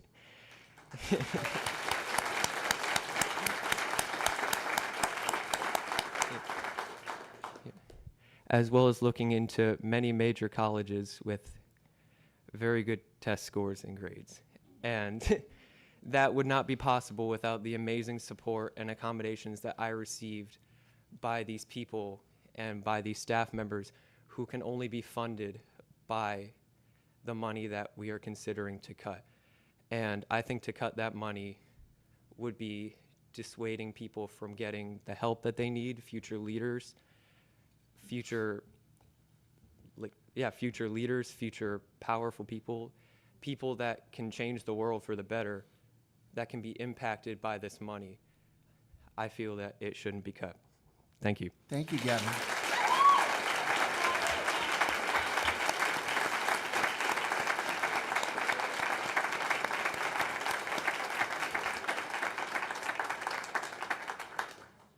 Nice job, Gavin. Anybody else would like to come? Anybody? Oh. That's all right. Take your time. Just tell us your name and address. Erin Riley, 81 School Street. Thank you, Erin. Good evening. So I like to acknowledge, I do understand where the two women are coming from. I am a single mom, and there's a lot to support on one paycheck. There's a lot going on in our world. But what I really, really want to leave us with is our children, all of ours, whether they're yours or not, biologically, their future, something that we get to provide them with based on decisions that you guys can make. And I want to make sure that we remember it's our responsibility. Thank you. Thank you.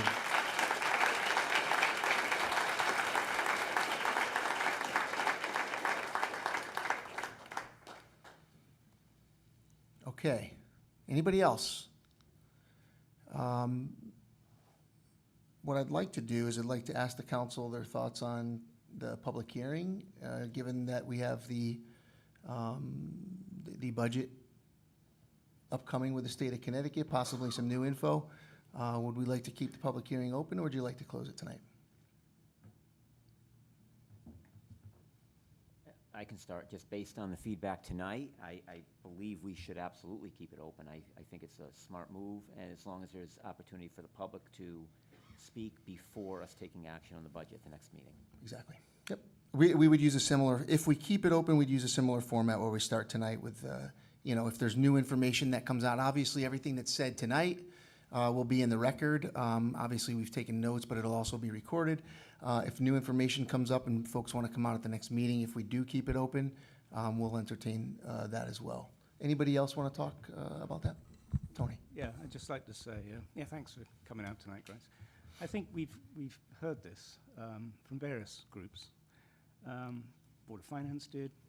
We've heard it twice now. We usually only have one public hearing. We've had two already. And what concerns me is if we keep it open, we've heard from pretty much most, you know, stakeholders in town, as far as I can tell. And we've heard your messages, and we've heard more tonight.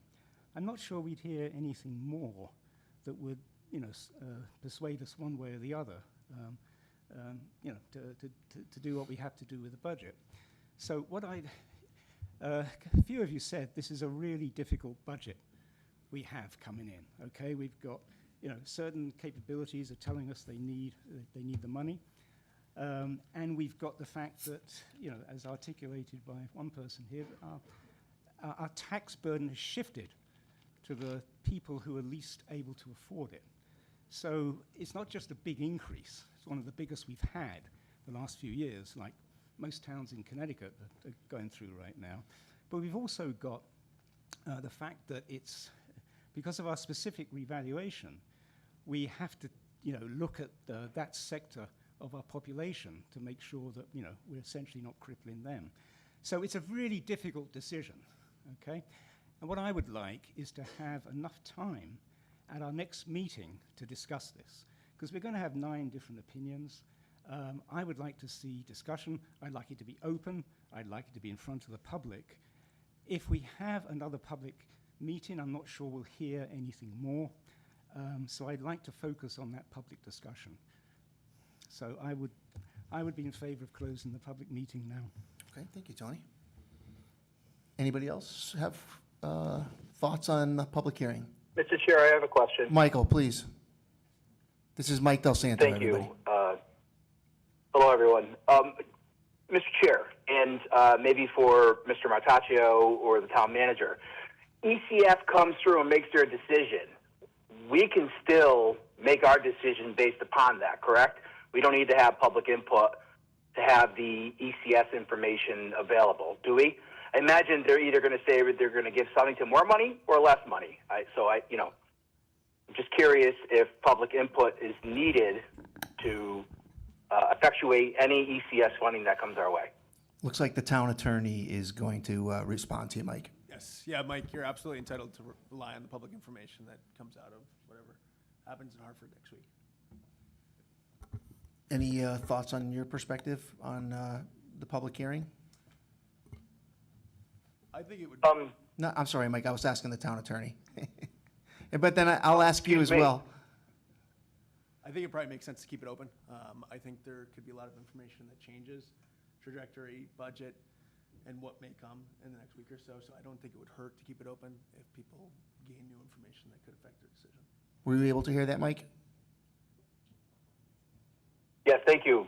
Just to add to that, so I appreciate everyone coming out. This process is a good one. We have it every year. The public hearing happens every year. And I tend to agree with Tony. We heard, I think, from a lot of different people tonight with the same message. We get it. Any reduction is going to be staff issues. It's going to be larger classrooms. So if there is a public hearing next meeting, I think we should all think about, you know, if you're going to get up and say the same thing you said tonight, you may want to get 2 or 3 people just to say the same thing instead of, you know, the 10 or 11 that spoke tonight. And we appreciate all the input, but if it's part of the record tonight, so there's absolutely no reason to come up again and say the same thing over again unless it's new information. That's all I have to say. Okay, thank you, Michael. Anybody else? I just want to say thank you all for your time and your dedication and coming out and your show of force. I echo Chris's sentiments that I think that we should keep the public hearing open. Thank you. Yeah, go ahead, Mr. Zoni. I agree. I think we should keep the public hearing open as well. Even though new information may come and may change our minds or at least have an effect on the budget, I think it's important in a democracy that everyone gets to speak. And there may have been people here tonight that wanted to speak, and a lot of them are intimidated to come up to the podium, but we'll give them another chance. I know some that weren't intimidated right down here. Good they job, you did guys. pretty good. Okay. I think the vice chair wanted to comment. Yes, I agree. I think with forthcoming new information, I'd like to keep the public hearing open as well. Jim? I'd say that any time the public gets an opportunity to come and talk to us, it's a good opportunity, so I would keep it open. Okay. You good? I feel like I have to comment now. Yeah, go for it. I'm fine with keeping it open. Okay. Okay, so I think it sounds like there's a consensus to keep it open. What's going to happen logistically is we are just going to kind of let it sit just like this. We are not making any motions, at least not that I know of. We're not going to make any motions to close this or table it or anything, and it will be continued at the next meeting, May the 11th at 7 p.m. And it's the 11th, right, Alex? And, we'll have to look at the room because the next meeting, we will have a lot of dialogue. As Tony mentioned, we have to save enough time for debate. Our council meetings can't go past midnight by our rules, so we have to make sure that we save enough time for debate, and sometimes these can be long meetings. So depending how many people come out and raise their hand and say they want to speak, we may do 3 minutes next time to kind of keep it moving. But we'll make that call on the fly based on how things look, if that's okay with everybody else. I have one last request, since you all are here. What we're going to do is we're going to go into our regular business meeting, and the first agenda item is our roll call prayer and flag salute. So if you are okay, what I'd like to do is go into that. Let's open the meeting up, and after we do the flag salute, we'll take a recess and we'll let everybody go. And I'd like to ask the students who came out to speak if you can maybe just step forward a little bit. After we do the prayer, let's step forward, and I want you guys to start the flag salute for us, okay? I pledge allegiance, that one, okay? Okay. All right, so why don't we do the roll call? Madam Clerk, call the roll. You guys are going to see the town government now starting to operate here. After you leave, we're going to have a regular business meeting. So I want you to just kind of get familiar with that a little bit.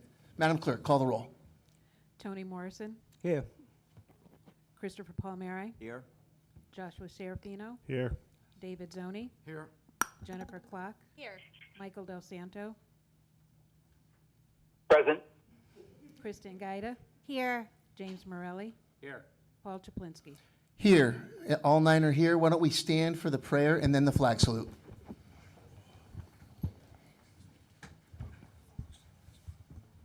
Dear Heavenly Father, we come to you this evening asking for your direction and guidance. Keep us focused tonight on what is best for Southington and her people. Amen. Amen. Okay, you guys want to come forward and we'll do the pledge? You guys want to come up as well? Come on. Sure. All right, and we're going to let you start the pledge, okay? Whenever you're ready. I pledge allegiance to the flag of the United States of America and to the republic for which it stands, one nation, under God, indivisible, with liberty and justice for all. Okay.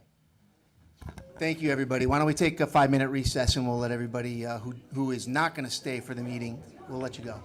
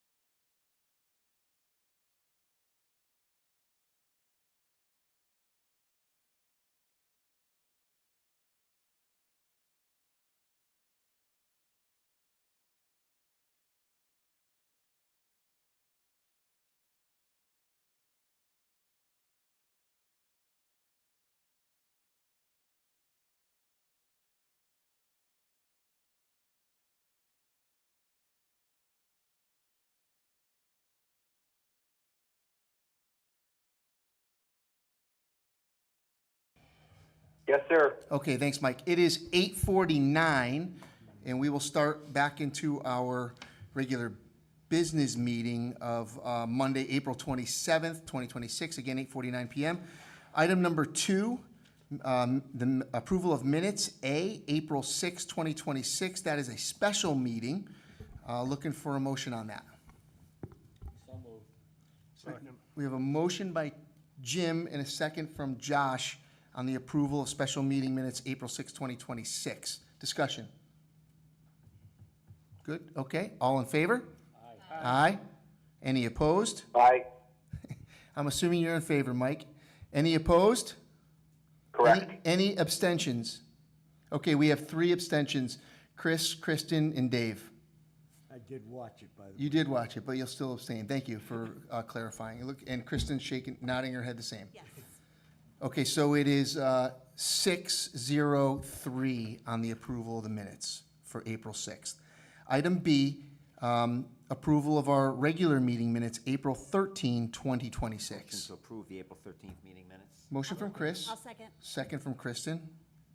Any discussion? Okay, all in favor? Aye. Aye. Any opposed? All right, motion passes unanimously. Item 3, councilperson communications. Floor is open, anybody? Kristen. I took a tour with Josh and Dave and Chris Poulos. We were fortunate enough to tour Kinsman. What a great facility that is. They're doing a huge expansion, which I didn't realize they had so much space there. What a great business, though. It was great to see the behind-the-scenes stuff and all that they do and all the events that they have. It's just a great, great, great place. And then I also attended Christina Volpe through the Barns. She had her Pints in History event there as well. And again, she is an amazing speaker presenting great stuff about our town, that she had a large audience, again, well received. So lots of good stuff going on over there. Wonderful. Glad to hear that those events were really great. Thank you for reporting that. Anybody else? Any other discussion? Okay, Chris? Yep, just a couple things. First of all, I know we were talking about, well, we made a decision really to change the billing structure for sewer bills for our residents. I spoke to the town manager, and I'd like to suggest, just because of the change, for the first cycle, that we send notification to residents when their bill would have normally been received, because remember, it is delayed. It's going to be twice a year now, biannually, like our tax bill, just to make sure residents are aware that of the change, communicate it directly to them, and offer them, if they'd like, the ability to maybe prepay some of their taxes, so that some of their sewer bill, so that it is not accumulating to the point where it's half a year. I know the council's received communication. I think it was sent to all of us. Several residents reaching out just with concern about people that maybe not be able to afford that large chunk versus quarterly bills. So I'd like to ask, again, consideration that the manager send communication out at least for this cycle to notify residents of the change, and also offer the ability for people to prepay towards their bills so that they're not waiting till the bill accumulates to a large amount at halfway through the year. So I don't know how, procedurally, how you'd like to do that, but. So just to clarify, just so people aren't confused, the fact that we're moving from quarterly to semi-annually or biannually shouldn't affect the amount, it shouldn't make the fact that they shouldn't pay any more. Right. They're gonna pay the same amount in 6 months that they would if they paid once or twice a year versus 4 times a year. But what you're saying is, because we're gonna skip a billing cycle, a normal quarterly, they might not realize that they have used that much, and maybe they're not saving that much. So if I understand what you're saying is, for this, at least this quarter, we give a letter out to everybody, maybe even on the town manager's Facebook page as well at the same time. And your proposal is, hey, for this one time, let's just remind you, we're moving to semi-annual or biannual. don't forget, you don't need to pay now, but if you want to, is there a mechanism where people can, I mean, without adding more work, Alex, can? So folks are welcome to send in checks or bring payments to their accounts at any time. It just goes to a credit on your account that the sewer usage would be deducted from. Okay, so you can include that in a memo that says if you feel as though, you know, making a payment quarterly is what you'd prefer to do, you can make an estimated payment. We can absolutely make their last payment. They could make more. They could make anything they'd like. The only thing we can't do is, as you probably see the news recently, we can't make accommodations for late payments, but we can always do prepayments. Right, state law says we can't waive the late, okay. So why don't we open the discussion up? Tony? Yeah, just coincidentally, there'll be a thing on this, on the sewer report later on. But town manager, we talked about overpayments, and there'll be something on what we agreed at the sewer committee to ask that you do. You essentially write, it'll be a policy. And the policy for the overpayments, we decided, was they will be handed out as, they will be handled as a credit to the next bill as opposed to issuing a refund. So, Right. so you know, but what the tax collector was concerned about with these kind of, you know, off the clock payments was the amount of potentially human effort that would be involved when, obviously, we have 3 people in our, you know, revenue collections, and you know, because of the the budget issues, we're trying to keep that as efficient as possible and use technology. And we do stuff like this. The more we, you know, push stuff like this in, it's going to be an issue, I think. So if it's not, it's fine. I mean, I'll leave that up to you, town manager. I'm cautiously optimistic that folks aren't gonna. There won't be a lot of prepayers. Folks would rather, if they have it, they'd rather keep the money, get the interest, instead of the town get the interest.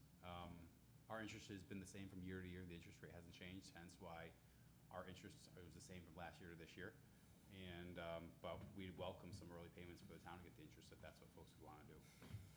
So you would be okay with this first time? Okay. We don't anticipate most. Most folks will probably put in a savings account if they wanted to do that. But we're happy to work with everybody. If the council is amenable to this proposal, Chris is stating, would you, before you send the note, would you share it with Chris and maybe Tony? The communication that would go out, just to make sure there's some alignment on the council on what it looks like, in case there's any suggestions. Absolutely. You know, share it with the sewer committee, maybe. Tony can distribute that, and yeah, that would be good. Thank you. I appreciate, you know, we are service-oriented. We're customer service. We should be customer service focused. So I really appreciate it. Just making sure the communication is there, because a lot of times people do miss things like this, and it is a pretty big shift. So thank you. I appreciate the consideration. Great suggestion. Great. I also would like to put out there, Unico will be hosting their annual Gold Medal Award. This is a very prestigious event for members of our community, 1 member each year that has gone above and beyond. The Unico motto is service above self, so each year an individual gets recognized for this. This year, I'm pleased to say, one of our colleagues, the former vice chair of the council, Dawn Maselli, has been chosen as the recipient of the gold medal. The evening will be Wednesday, May 20th at the AquaTurf in Plantsville. So if anyone is interested in getting tickets, I think Mr. Zoni could probably assist with that. Mike Fazzulo of Fazzulo and Albini CBAs at 16 Cornerstone Court. And Maximum Sound and Security is also offering tickets, which is Ralph Campachero. So if you're interested, it would be great to bring the community behind the efforts that Dawn has done for us, many efforts over the many years. So again, that's Wednesday, May 20th. Chris, I can add to that. Just to add to Chris's comments, you can purchase tickets at our Arts Center downtown next to the Town Hall in the SoCa building. You can also purchase them online, southingtonunico.org, and you'll be able to buy tickets there as well. Thank you. And the vice chair and I are already working on a proclamation, so it would be nice if the council was there. Yep. If you guys are all there so we can present it, that would be great. And if you're going to be there and you're looking for a table to sit at, let's get a table. Okay. Thank you, Chris. And one last item, I want to thank the superintendent. I did attend. He offered a special Board of Education meeting on Thursday.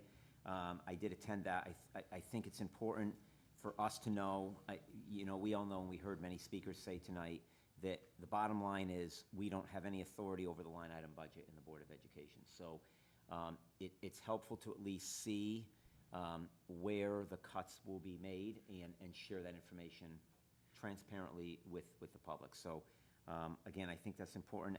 That is available if members of the council haven't seen that yet. That's certainly something that would be helpful in our deliberations. Yeah, we're lucky we did see it, Chris, because it's our job, so it's all right. I think most of us saw it. Okay, I don't understand that comment, Tony, but. Because it's what we do. Madam Vice Chair. I did want to bring up, so our first responders, the Southington Fire Department and our Southington Police Department do such a great job on educating our community. And the Southington Police Department is having an educational class on bicycle safety, and that has been a very big issue in town. So I think this is an important one. If you'd like to attend, it is at the Southington Police Department, Saturday, June 6th, and it's 9:30 to 11:30 a.m. It is free, and you can go online and register. So thank you to our first responders for always engaging the community and educating us. Okay, anybody else? Chris. Actually, I forgot, we have one more thing, it's an exciting thing. I'd like to shout out to Jen. On the Pleasant Street property, there's a lot of development going on there. That is the construction of a new barn for the Ag Science program. So Jen has created a website where she's able to send out pictures and updates to the community. So a lot of people are asking. So as they go by, please be sure to like and follow the Facebook post, which is from our Open Space Committee, where you can see some of the updates going on. But again, it's a very exciting time with all the opportunities going up there in the Pleasant Street property. More to come on our reports. Okay, anybody else? Josh? I wasn't going to talk about this, but you said Pleasant Street, and it reminded me. There were a lot of people that talked tonight about or not a lot, but a few that talked about the parking lot and the tennis courts. I wish there were more people still in the room, but I challenge people to go and drive through that neighborhood during school hours. I drove down Annalise the other day, 50 plus cars going about halfway down the street. And that was on probably a good day, since I saw some stuff on Southington Talks today. Darling Street is a mess. That was never a problem when I was in high school. Annalise, maybe there were 10, 15 cars that overflowed, not 50.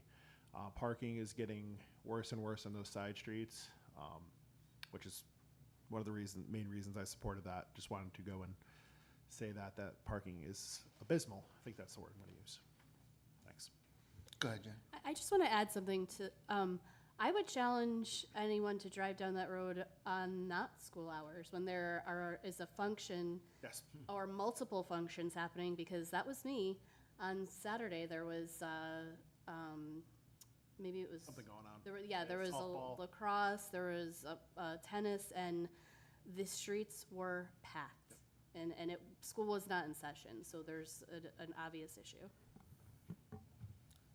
And I think we were all privy to the communication that came from the chief about an accident that had occurred right there outside the softball field with a young driver who flipped their car. And I would, my opinion, although I am not a traffic expert, it was exactly what you said, Jen. It was after hours. It was parking along the street right outside the softball field, a narrow, Pleasant Street, and a driver hit one of the parked cars and flipped their car. And I would offer that, somebody was challenging whether this is a safety project or not. It is 100% a safety project, and it's been many, many years in the making. That's well overdue. And I'm shocked. You are the last party in the conference. I am shocked. I'm shocked that we haven't had more of these, and I hope we don't have any more of them. Anybody else have comments? Just follow up on that. If you've never driven through that area when sports is happening, going from DePaulo area to the high school, because they are parked on the high school side, the oncoming traffic is in the middle of the road. coming straight at you over the double yellow line, and then you were forced to go all the way to the right there. There are 2 crosswalks in that area, and if people don't think it's a safety concern, I am fearful that somebody's going to get hit in those crosswalks, because the cars, they're not going slow. They're treating it like there's no traffic, and it is definitely a safety issue. Okay, I had a couple items, if everybody else is done. Couple things, I think we have and maybe the town manager can remind us, we've all been copied. There is a military luncheon, I believe, for the students who are going to the services. Alex, I think that's in like May 20th? Towards the end of May. Yep. So we'll announce that more formally, but please, if you can, check your emails and try to attend that luncheon if you can. It's a really nice event to honor those students who are going into the military. I think we have 4. Correct. So far, correct. 4 have announced. And then the first week of May, former council chairwoman and Pastor Victoria Triano will be leading, as she has in the past handful of years, the National Day of Prayer on the town green. So if you're interested to attend that, please look for communications out there on social media on that. That's also a lunchtime event on the town green. Okay. Any other council person communications? Are we going to try to get Mike back on? I have a sense that his phone might have died. Okay. I'm having trouble getting All a right. message to him. If you don't mind, keep trying. Keep trying. Thanks. Report of special committees, item A, seed. Josh. So the seed committee met April 21st. The main item on there was a tax abatement for American General Investors LLC at 300 Captain Lewis Drive for a 9,120 square foot flexible industrial building with about 8 garage style bays for small businesses, contractors, industrial light users, and similar tenants. About $800,000 in private investment, 24 jobs with full occupancy. The committee voted to recommend to us a 7-year tax abatement. There's no reimbursement from the state of Connecticut. The percentages are 100, 100, 50, 40, 30, 20, 10. And then also is reported that there is about 240, 250 acres under contract in Southington right now under the Economic Development Department. Councilwoman Gaida and Councilman Zoni were also there. Almost didn't have a quorum, but Dave came in on the phone and then drove in there. So Excellent. we got it. Any questions on seed? I think we have the tax abatement on our agenda later on, right? Okay. I mean, I can save my question till then, but why a 7-year tax abatement? Do we understand that? That's, I really would like to know. Does anyone know? Why 7 years? Is there I a believe they said it stipulation? was like a state mandate. It's a state mandate. Okay. All It's right. in the economic Mhm. development zone. Yeah, okay, got it. Thanks. Oh, yeah, it's on Captain Lewis, isn't it? Yes. Yeah, all right. Got it. Okay, any other questions on seed? Okay, Tony, sewer, item B. Oh, well, should be here the rest of the night. Actually, there's only a Madam Clerk, can we get the timer for him? there's only a couple of things. Couple of points. First is there's the revenue collector came to see us again, talked about various things, how things were going with collections. But she also had an ask from us, which was for 2 things. One was the issue of, this cropped up recently, of back billing properties connected to sewers, but they've never been billed due to errors or illegal, unpermitted connections. Okay, so what we discussed and agreed upon was establishing a policy that if that was discovered, then you would have to pay back for the sewer amount back at, if you own the property for a year, you have to pay a year. But there would be a 3-year cap. So if you'd owned the property for 5 years and you had a legal sewer connection, you only get charged as much as 3 years sewer payments. And the reason for that was actually Harley, who's the revenue collector, said her experience at other municipalities she worked for, you can collect that, but it gets difficult the higher the amount is. And the second thing was overpayments, as I just talked about. And there's several reasons why you would overpay sewer things. One was a recent one with irrigation meter readings. People don't put them into the town, they forget. Year goes by, 2 years go by, and then they put it in, and all of a sudden there's a big payment due. What she wanted to do with that, again, for what I talked about earlier, was to make it as simple as possible, is just to make a credit, and you're given a credit for the next billing cycle, as opposed to just cutting a refund. Cutting the check is a bit of a problem. I think that'll accommodate the overpayments if they want to pay in advance. I don't think there's anything we need to change on the language on that from what we just talked about. But what she wanted was those things to be put in place. We agreed to it by the sewer committee, but we need to see the draft language by town council attorney. And then, from the advice of town manager, they'll be made policies. So they don't need an ordinance, but they'll be made a policy. And that gives our revenue collector the ability to always treat everybody the same with these issues. Okay, next thing.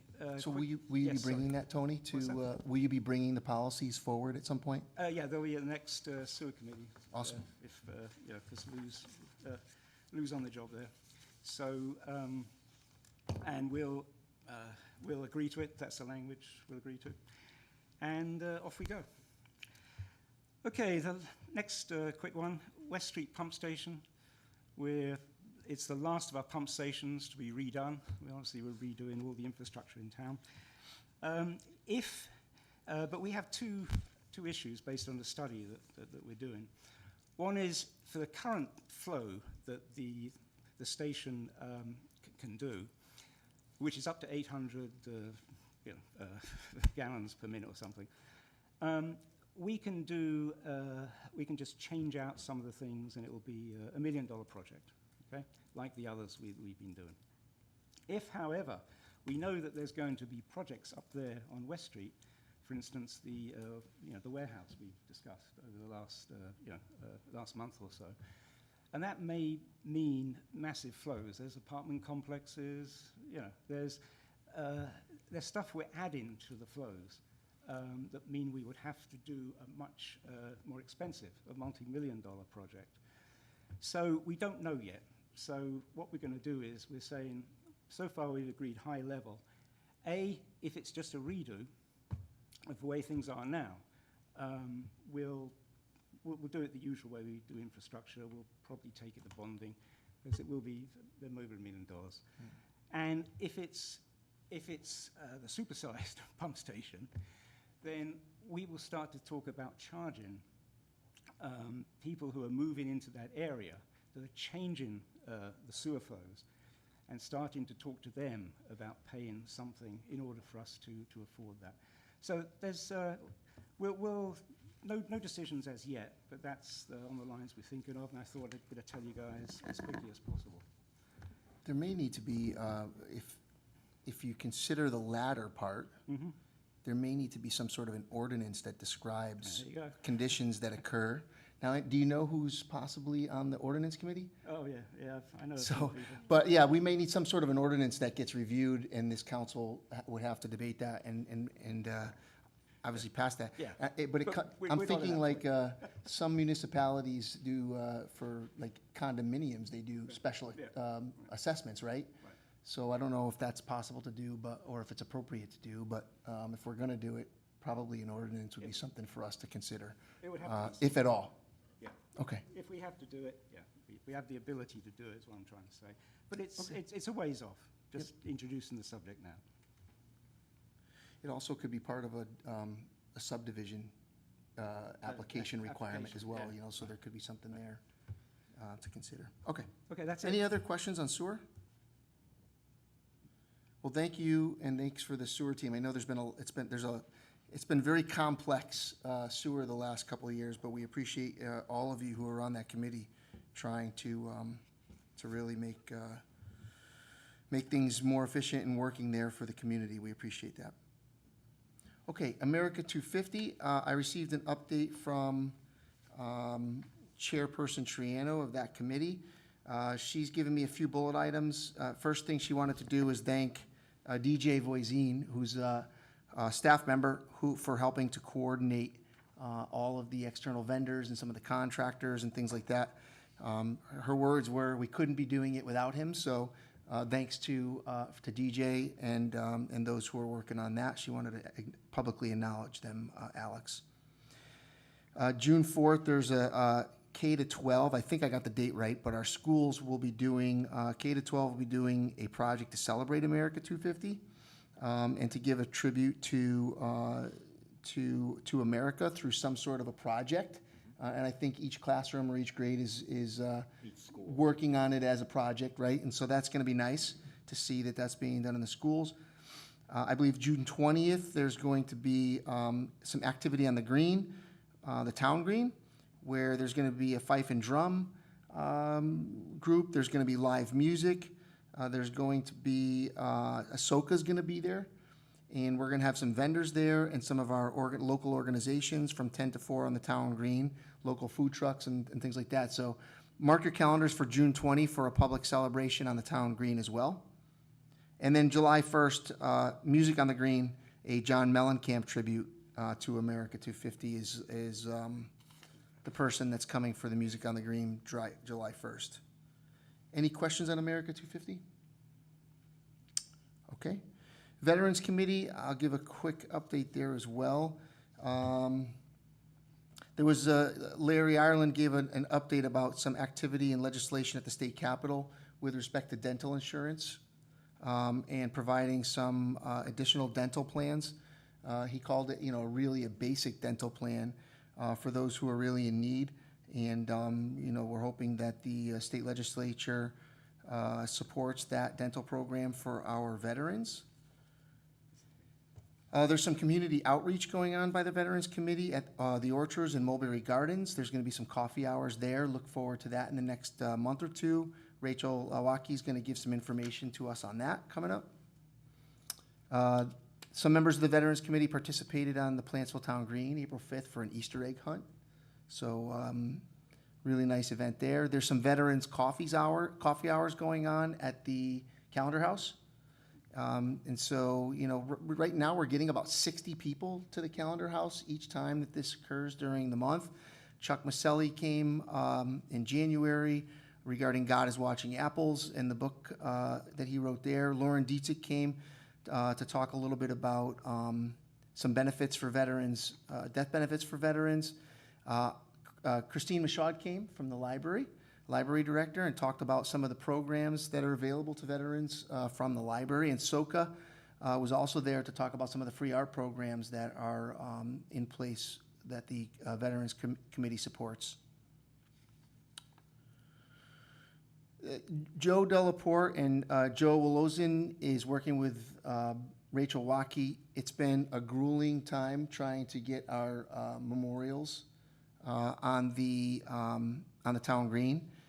Ensure that they're correct. So before we go in and update the engravings on those to ensure that we capture the right people on those, they have been going through a very, very diligent process of checking names, addresses, ensuring that the criteria are met for everybody that are on these on the Vietnam and the World War II lists. And they are spending countless hours at Town Hall, Alex probably knows, going through manually records. They're going to funeral homes, Town Hall, they're going to land records, and they are really, really pouring their heart and soul into ensuring that they capture as many of the names and ensure that the name spellings are proper on every single one, because they have found errors with some of the existing. So, it's really a passion of theirs. It's been many months they've been working on it. And so thanks to them for continuing to drive on that. And then the last thing is, we might have mentioned it before, but we did receive a communication. There is a World War II Army veteran who was missing soldier in Poland, whose aircraft went down in World War II. and the person's, this person's been missing in action. Donald Dorman is, his remains were found in Poland and have been confirmed through DNA analysis to have been found to be the positively identified. And his next of kin is deciding that his remains will come home and be buried at Oak Hill Cemetery.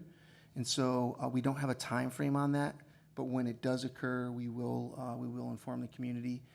There will be a proper honor burial and a ceremony, and the Veterans Committee is looking to see what we can do to support those and working with the American Legion.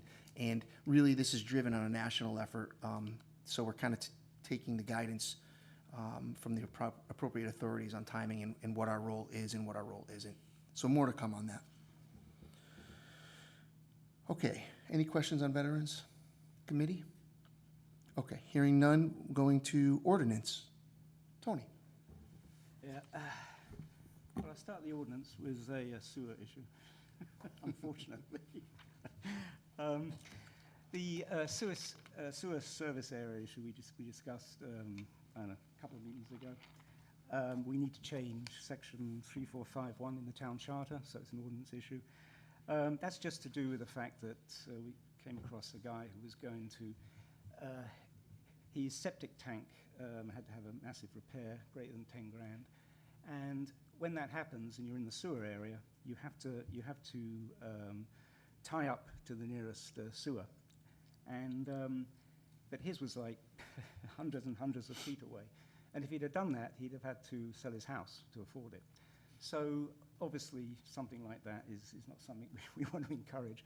So we came up with an ordinance, a change to the town charter where we had a different definition for the sewer availability area and a lesser amount by which you had to essentially do this. And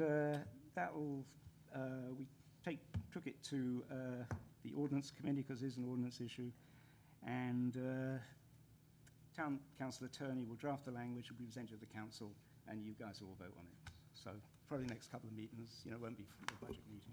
Thanks, Tony. And I think, just to clarify, you did mention the word charter. I think you meant ordinance, right? Sorry, it's section in the code. 345. It's Okay. in the town charter, which includes the ordinances. Okay, thanks. So, Yep. okay. Just to be clear, we're not going to be amending anything, we're just adding definitions. Adding definitions. So the We- word available is not defined right now, so we're going to add available to be defined. I'm working with Dave Norris on that, and then we're also going to define sewer service area. So we're not changing anything, we're not repealing anything, we're adding. And, but we don't need a charter revision to do this? No. It's an ordinance? Okay. It's in the charter. Thanks. Yeah. All right, 3 other issues quickly. The first one, we looked at the incident response cost recovery suggestion, which was essentially to go after insurance charges that are already on people's policies if there's an accident in town where we send first responders to, like essentially the fire department. And we pushed it off to have more study. We did have that study at the last meeting where we invited various folks, the company that would do that for us. We invited, obviously, Chief Lee, and we invited the chief of the New Britain Fire Department, who has this approach in New Britain, and he was also the Hartford fire chief at one point where he also had this approach. And it's essentially, what it is essentially, you log, if there's an accident and the fire department is using their equipment, either sweep up liquids or get people out of their cars or whatever, we would charge the insurance company. And insurance companies have that on our policies, and we would essentially go after that piece of money by having a amount of money per particular issue. That's in a nutshell. The amount of money we can get back, Chief Lee said like 300 grand. We did some analysis, and it's more like 200 grand that we could possibly get back in a year. We also discussed about applying it to everybody in town, because it's not going to penalize them, and essentially it's going to go after insurance policy that's already in place with the ability to get that money. So The ordinance committee approved it,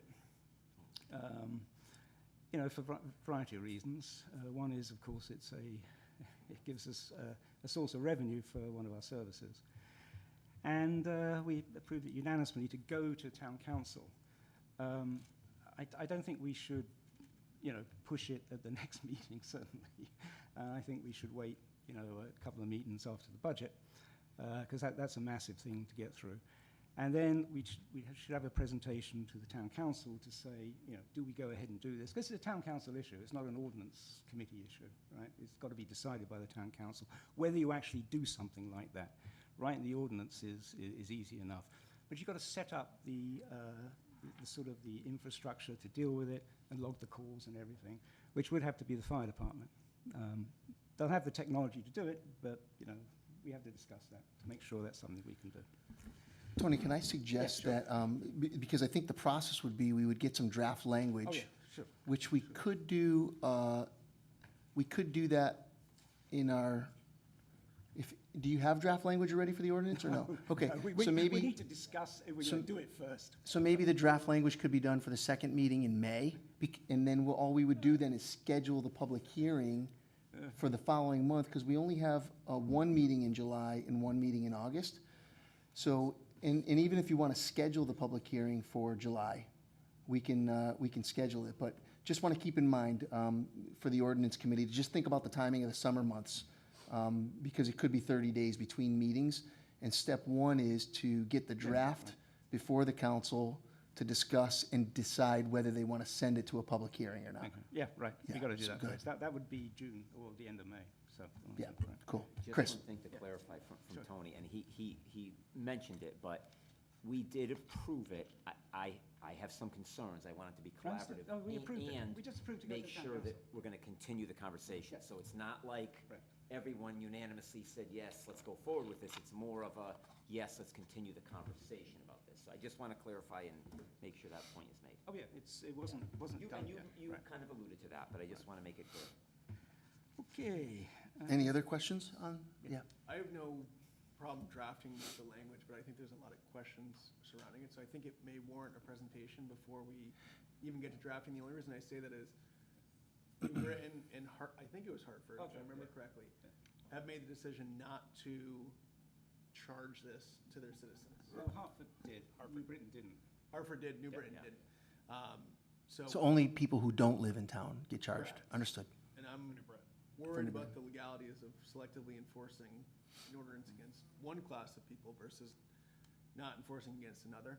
So I don't know if it makes sense logistically to have the gentleman from Fire Recovery USA come and present on this. I can do research on the legalities of it, but drafting language is not going to be. Well, we said, Lou, that the recommendation was to do everybody for that very reason. If that's an incorrect thing, obviously we'd have to change that. So. Can I make a recommendation? I personally believe there should be a draft of something to debate, only because I think it's an abstract that unless you have something in front of you, you can't say, I don't like this, I like that, I don't like all this. So at the very least, even if you had the New Britain one and the Hartford one that exist today to share, I think people could read those and start to formulate some guidance for what might be acceptable or might not be acceptable at all. So I would just offer the committee to just consider whether, whether distributing something has some value or not. Just my 2 cents. Okay, we'd have to talk about that, Chris, Josh. Obviously, because we couldn't get a draft language until we decided pretty much exactly what we were going to do. So. Okay. All right. Kristen, did you want to say something? In another life, I used to be an insurance adjuster handling claims nationwide. And there were other communities, not necessarily in Connecticut, that would surcharge for fire services, like to protect the area. And it would be built into the insurance, so it would be something that the insurance companies would pay. I would not be in favor of having citizens pay out of pocket, but if it was something that was billable towards insurances for reimbursement in that It's billable aspect. to the insurance, Yeah, right, yep. right. Especially for like scene safety, that sort of thing, when you're trying to protect a scene and clean up fluids. Yeah, that was the biggest issue on the Yeah. committee was, are we going to be double charging our people who are paying taxes already for services, so that's good. Okay, good feedback, thanks. Any other questions on ordinance? No. Tony, did you have more? Oh, yes. Please, go for it. The night is still young, it's only 9:30. Hey, it's not my fault. I got one more recess in me. It's the residents of the town always asking Exactly. for things, you know. The town would run great if it wasn't for the residents. Okay, noise ordinance. We have an issue with the noise ordinance in the sense that it's something that currently isn't enforceable right now. I don't want to go into details on it. But we're going to have to make a noise ordinance that is. But the steps we were going to take, which was just to refer to the state noise ordinance, we ran into trouble with that because it's very, very complicated. And it has things in it like we'd have to have a noise control officer and a noise control committee, you know, all sorts of things like that. So I discussed it with the town manager today.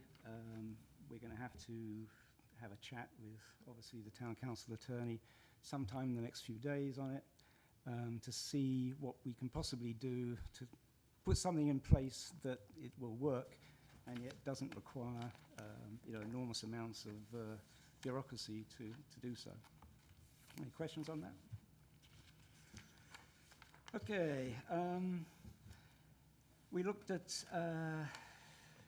the temporary signage because that came to us through Public Works and other places, where obviously there's an issue, particularly in the spring, where temporary signs pop up that essentially aren't legal. Essentially, they're just littering the place. But they're advertising companies.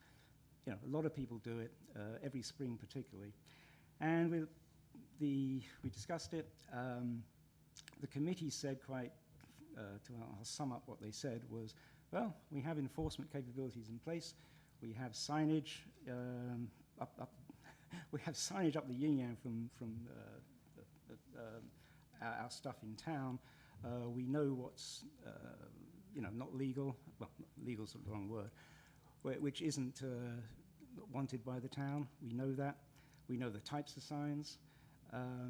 And enforcement already goes around, people go around essentially picking up the illegal signs. However, obviously that's not happening as much as it should be, so we tabled the matter. And again, it was up to me to chat with the town manager to discuss enforcement strategy that would work, and the next steps before the committee revisits the issue, either the next one or the one after. I spoke to the town manager today, and we talked about some things, such as using Report It on the website to report illegal signs, and we'll go and get them, and things like that. So, but it's tabled for now, pending discussion on what we should do for enforcement.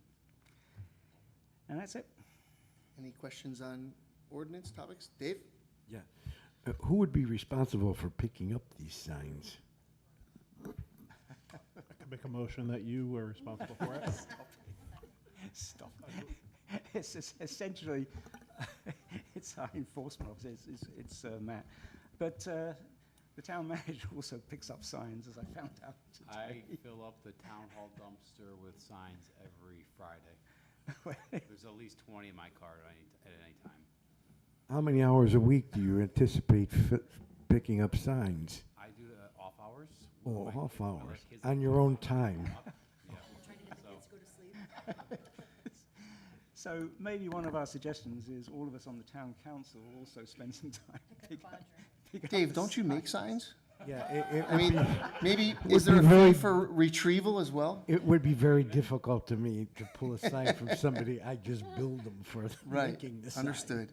All right, any other questions on ordinance? Okay, let's move on to open space item F. Okay. I Madam will Vice Chair. be brief.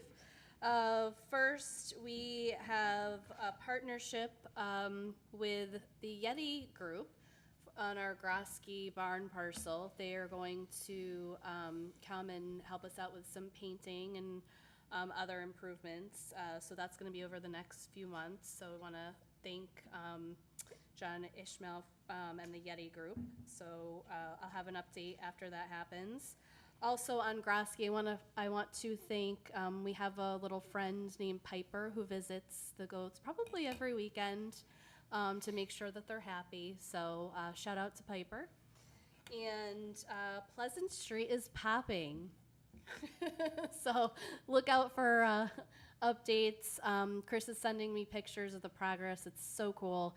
As you know, the Ag Sci barn is being built as we speak. We're actually going to be holding our open space meeting this Thursday at the site. So it's very exciting stuff. So follow the website for more updates. Any questions on open space? I'll just add, we did get an inquiry. I know I got an inquiry on this. I can't remember if it was for all of us or not, but there is a community garden behind all of that too.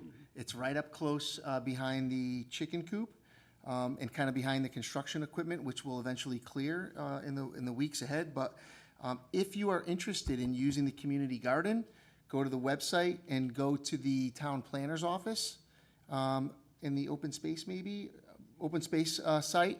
And there's a form there where that you can fill out and request to use one of the parcels for a small plot for a personal community garden. There's some criteria that you have to meet to fill out that form and everything and get it down there. And then I believe, if there's an overabundance, there'll be a lottery with the assistant town planner helping the open space committee out with that. But the open space committee does have community gardens. There is water there available for those who would like to have a small plot. First full moon in May is coming quickly for those who follow the lunar calendar on your plantings. So get down there and get your spot.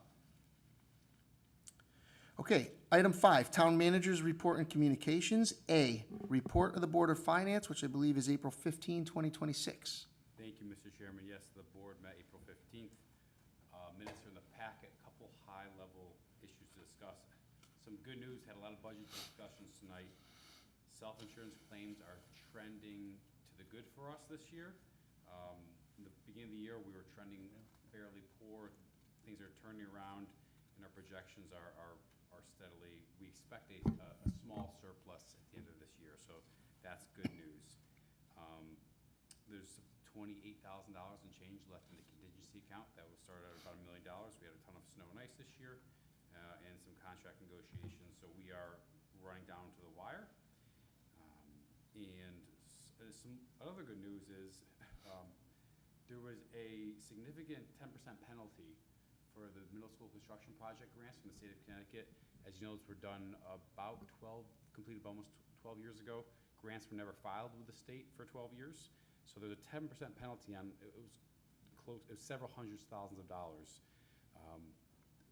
We went back to the state several times, produced more documentation.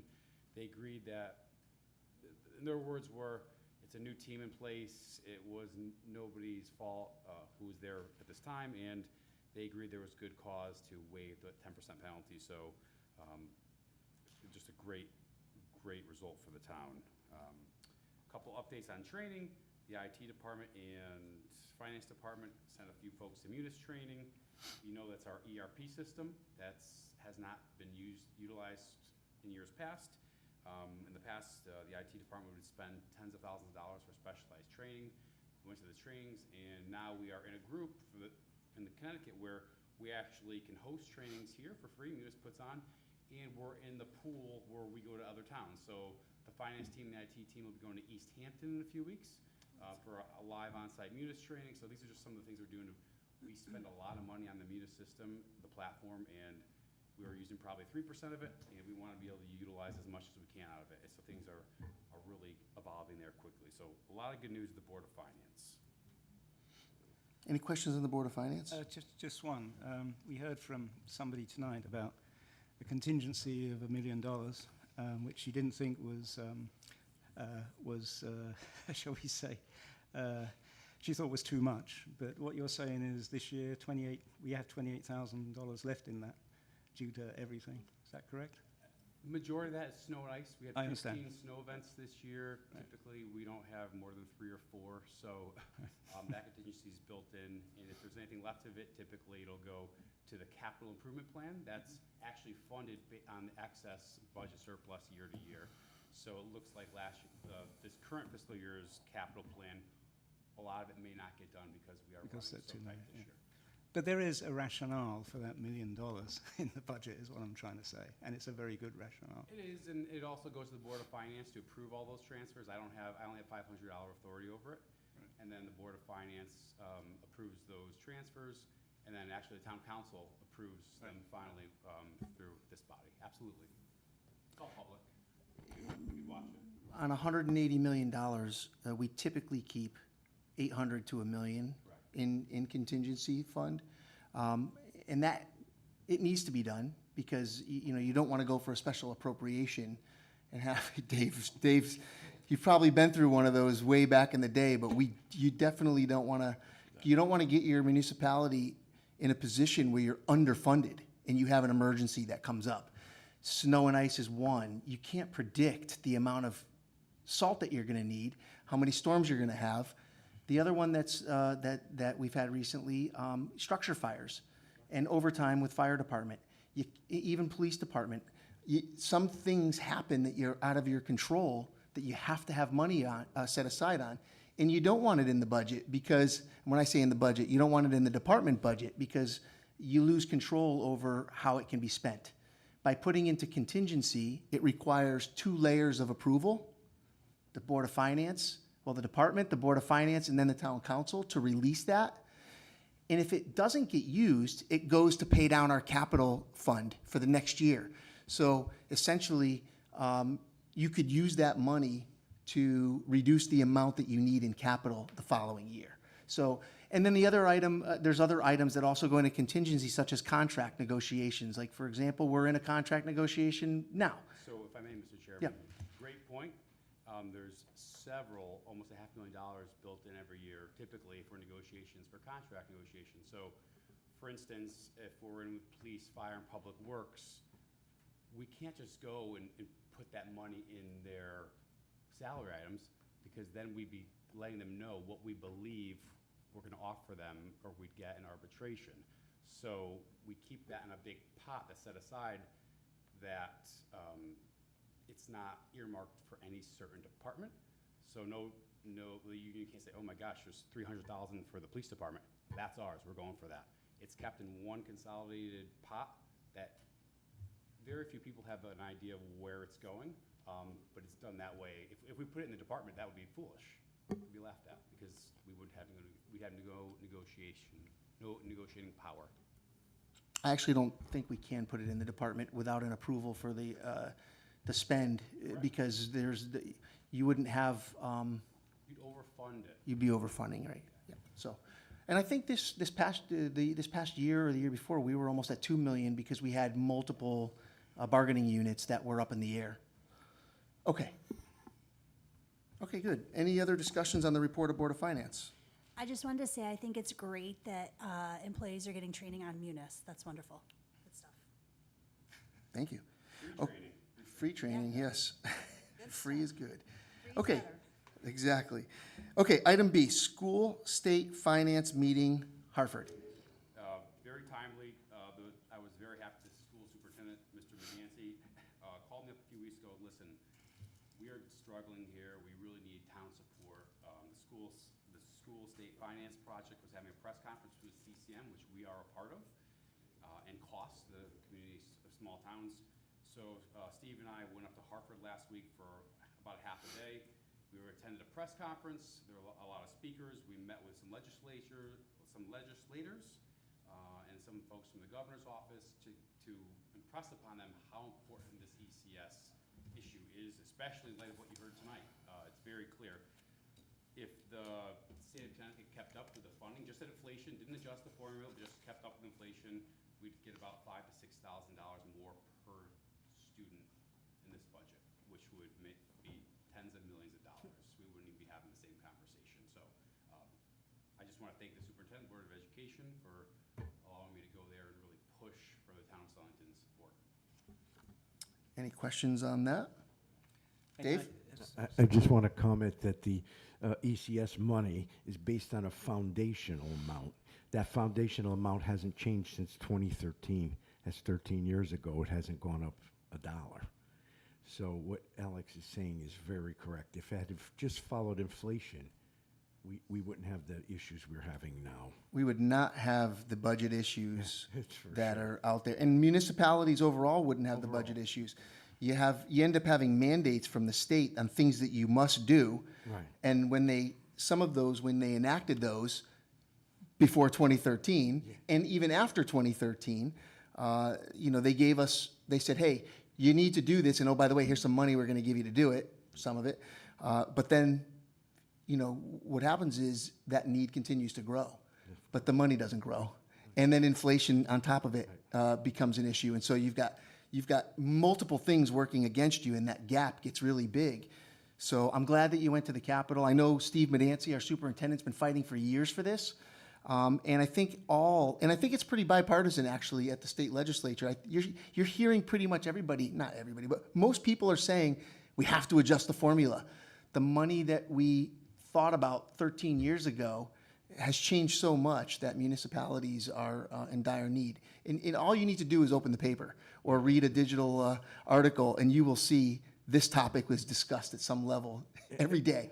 Every superintendent in Connecticut is fighting for this, That's as right. well as every first selectman, every mayor. Absolutely. Everyone. Absolutely.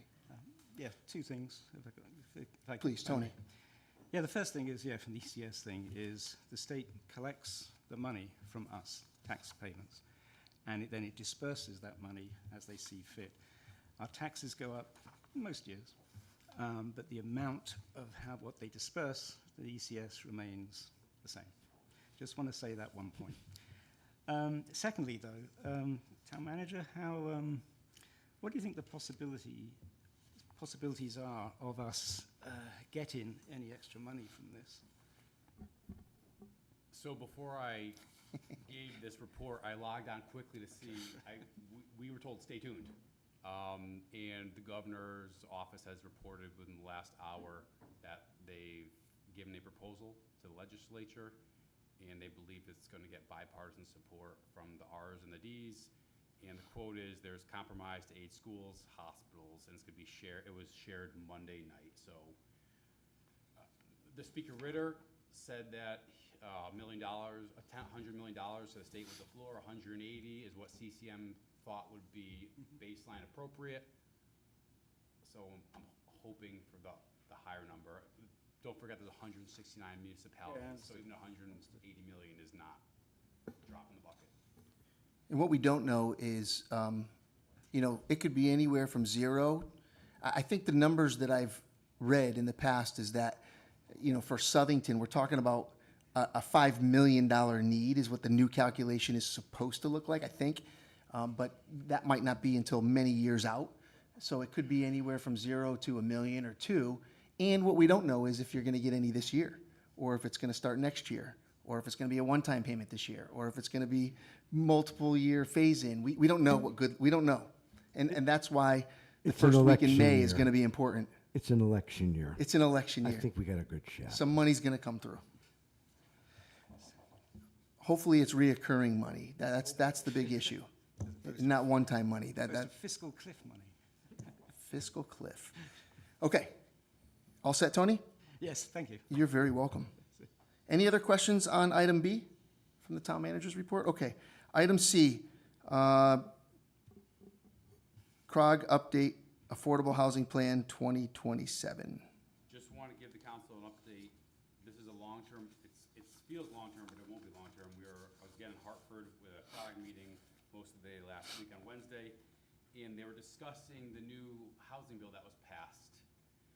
In short, it's sitting with OPM right now. OPM has to make a lot of regulations, and what they're working on right now is how many affordable units each town will be responsible for putting into their communities.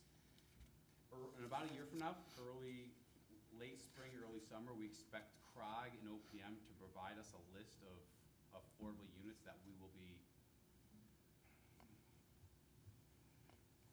expected to incentivize through either a a new affordable housing plan that we develop and that is signed off by the state, or we can opt into a regional housing plan that CROG will be putting together. OPM hasn't decided who's making that decision, so I want to keep you abreast of it because it could be PZC, it could be the town council, it could be me. They have no idea at this point, so I want to let you know it is coming. We will keep you informed.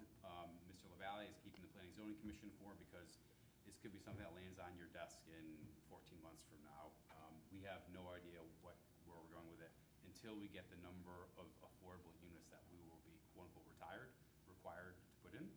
If we don't adopt an affordable housing plan, there will be penalties. We'll be ineligible for certain grants, and our school construction grants will be penalized. The reimbursement formula, we will be dropped down if we don't opt into the affordable housing plan. So it is a very important issue, especially with the school construction projects that we're talking about right now. So more to come, but I don't want anybody to be surprised when you see it in the newspaper, you see it coming out. Questions for the town manager? So you're saying we should pass the elementary school thing in November and we won't get penalized? No comment, Mr. Any other questions? I'll make a comment. I'll say with the elephants in the room. This is complete state. This is the elephant in the room. This is the state putting mandates on municipalities, unfairly putting mandates on municipalities that are unfunded, and it's a complete overreach of state government. They should not be doing this. They are mandating that we have a certain number of housing units, and they're holding us hostage with funding. This is part of the problem with the ECS funding. It's unfunded mandates, and if we think that this is going to help, it's not going to help. The problem that we have for education, where we're struggling to get funds for education from the state and from taxpayers, it's going to get worse.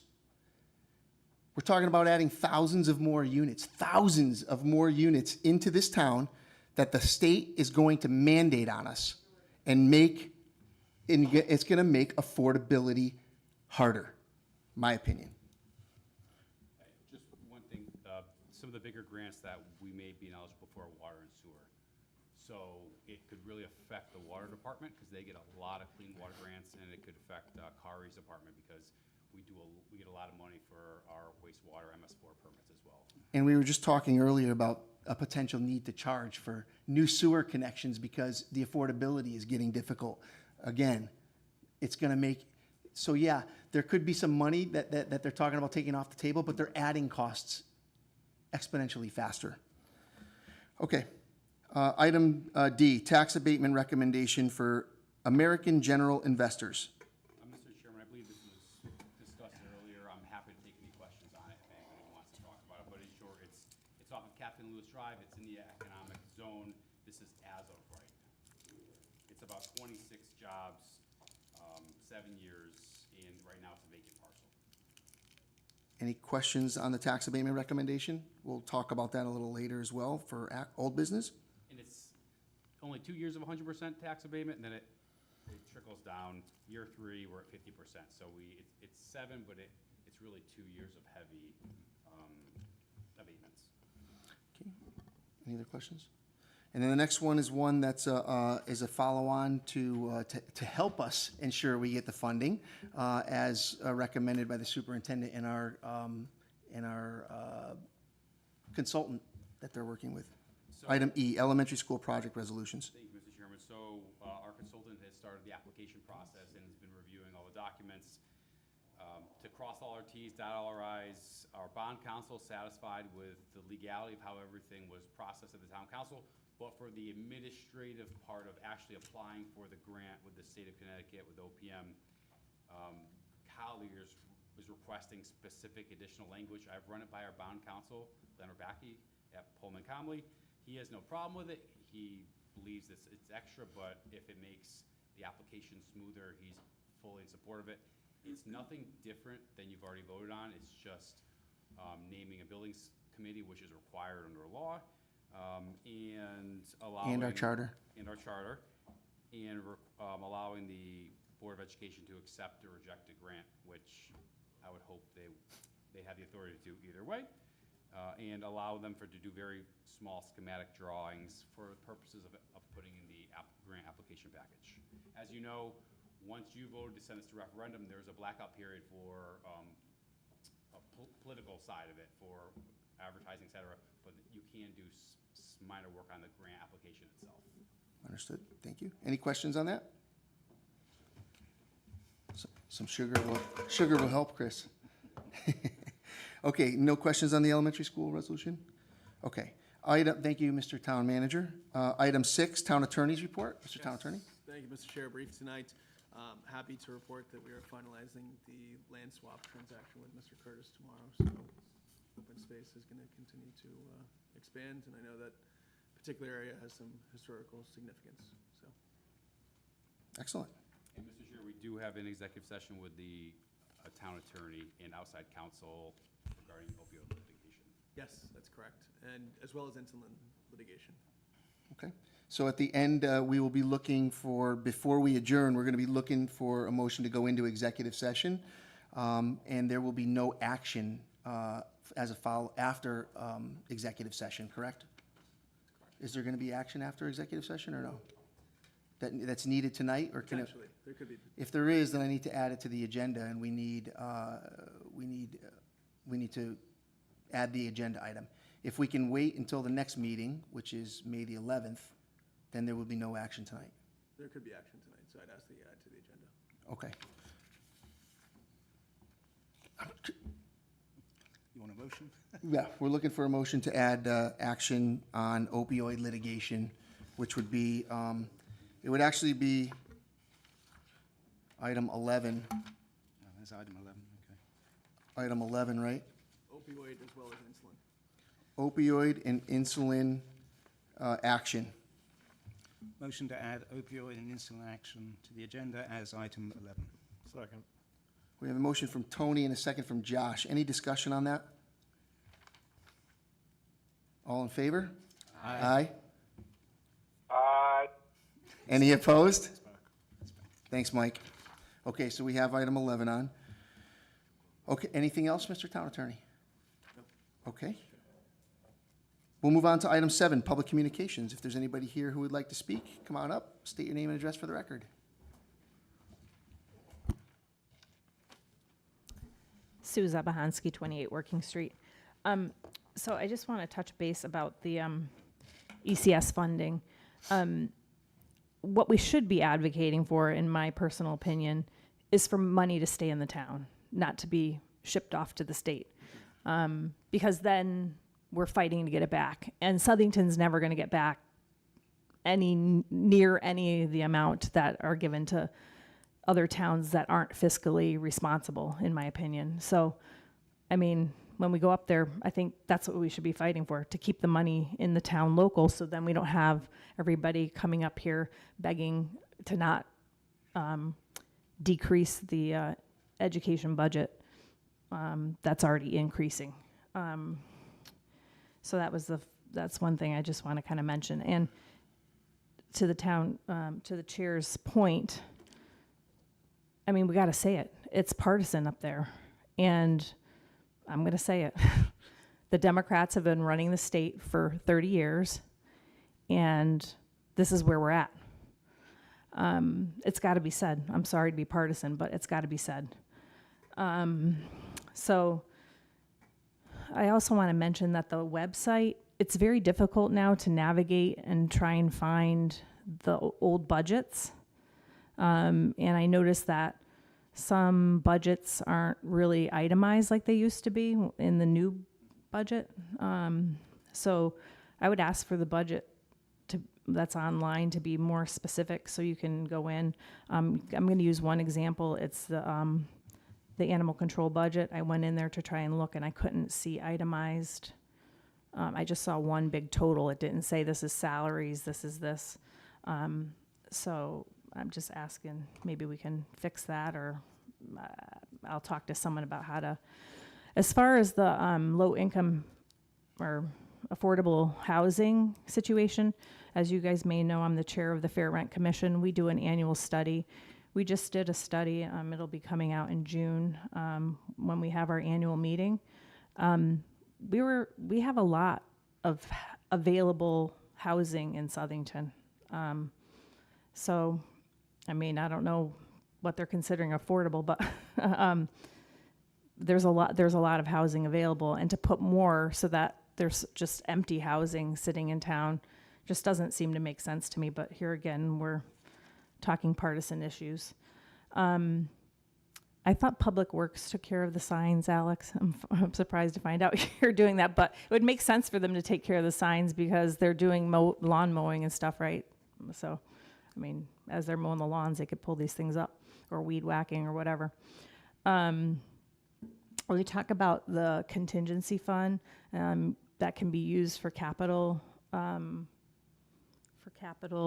issues to help reduce expenditures for following year's budget if it's not used. I just think we need to be very cautious and make sure that they're being used for capital items that are needed. I'm going to give you one example just because I know of it. There's no windows at the dog pound. There hasn't been for as long as I've volunteered there. Probably because it never got asked for. But, you know, we would save money in 1 year in heating and air conditioning, where we have wooden boards that are put up in those windows. So hopefully that gets taken care of this year. Sue, do you mean the outside walls to There's- allow there- outside air in? So there's 4 what used to be exhaust fans, 2 on each side of that building. The exhaust fans have long since been removed, and I don't know. I think the pound never wanted to have eyes on them. I don't know what was going on, but there's no window. There's no window there. It's just a grate. So somebody at some point rigged like a wooden little thing that they close in the wintertime, but there's big gaps. So then, you know, one winter I was in there, I'm like, why is there like cold air and snow coming in here? And it's because they forgot to put the insulation into those things. I think it got put in this year's budget. I'm hoping it did, but I couldn't find it, so I couldn't see if it was reduced. But just putting in those 4 windows, which I think we got quotes of like $4,000 at the maximum. I mean, you'd probably save that in heating and air conditioning in 1 year, I could imagine. As far as the school parking lot is concerned, I know it's not part of the Board of Ed budget. I recognize the need, but I just want to say that I'm guessing that if you don't put no parking on that street, you're gonna just encourage more parking. So right now, kids might not drive because there's nowhere to park. I'm just guessing, but now you're gonna have multiple kids, and putting that parking lot in does nothing for the traffic or safety issues. So they should, in my opinion, have a crossing guard if you think it's a real safety issue at the school's expense. Thank you, Sue.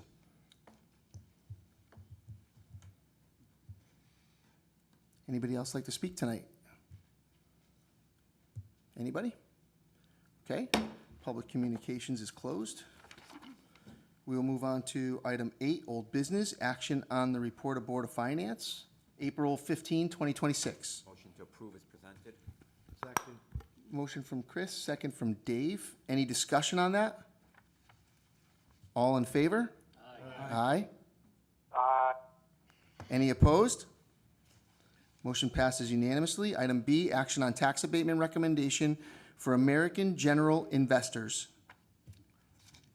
I'll make that motion to approve, Mr. Chair. We have a motion to approve from Mr. Morelli, I'll second. second from Mrs. Gaida. Any discussion on that? Madam Clerk, why don't you call the roll on that, please? Morrison, Yes. Palmieri. Yes. Serafino. Yes. Zoni, Yes. Clark, Yes. Del Santo, Yes. Gaida, Yes. Morelli, Yes. Chaplinsky. Yes, motion passes unanimously.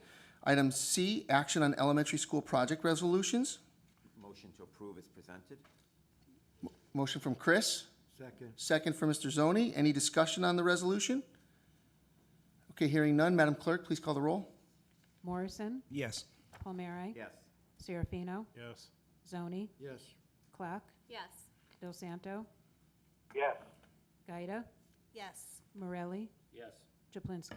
Yes, the motion passes unanimously on that. Item 9, new business, tax refunds. I'd like to make a motion to approve the tax refunds as presented in our packets. Thank you. Motion? Second. Second from Mr. Morrison. Discussion?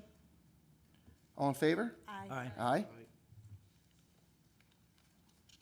Any opposed? Okay, motion passes unanimously. Item B, appointments. Looking for a motion to table item 1, Zoning Board of Appeals alternate. Motion to table. Second. Oh, We have a motion from Josh and a second from the vice chair. All in favor? Aye. Any opposed? Okay. We're now looking for a motion to move into executive session for opioid litigation, Connecticut General Statutes 1-206B. We're going to exclude the public and the press, but we are going to include the town manager, the town attorney, and do we have a separate attorney coming tonight? Who is it? Becca Fitzsimmons will also be present for executive session. There could be action, item number 11 after this. We will, based on executive session, we'll come out of executive session and the council will debate that.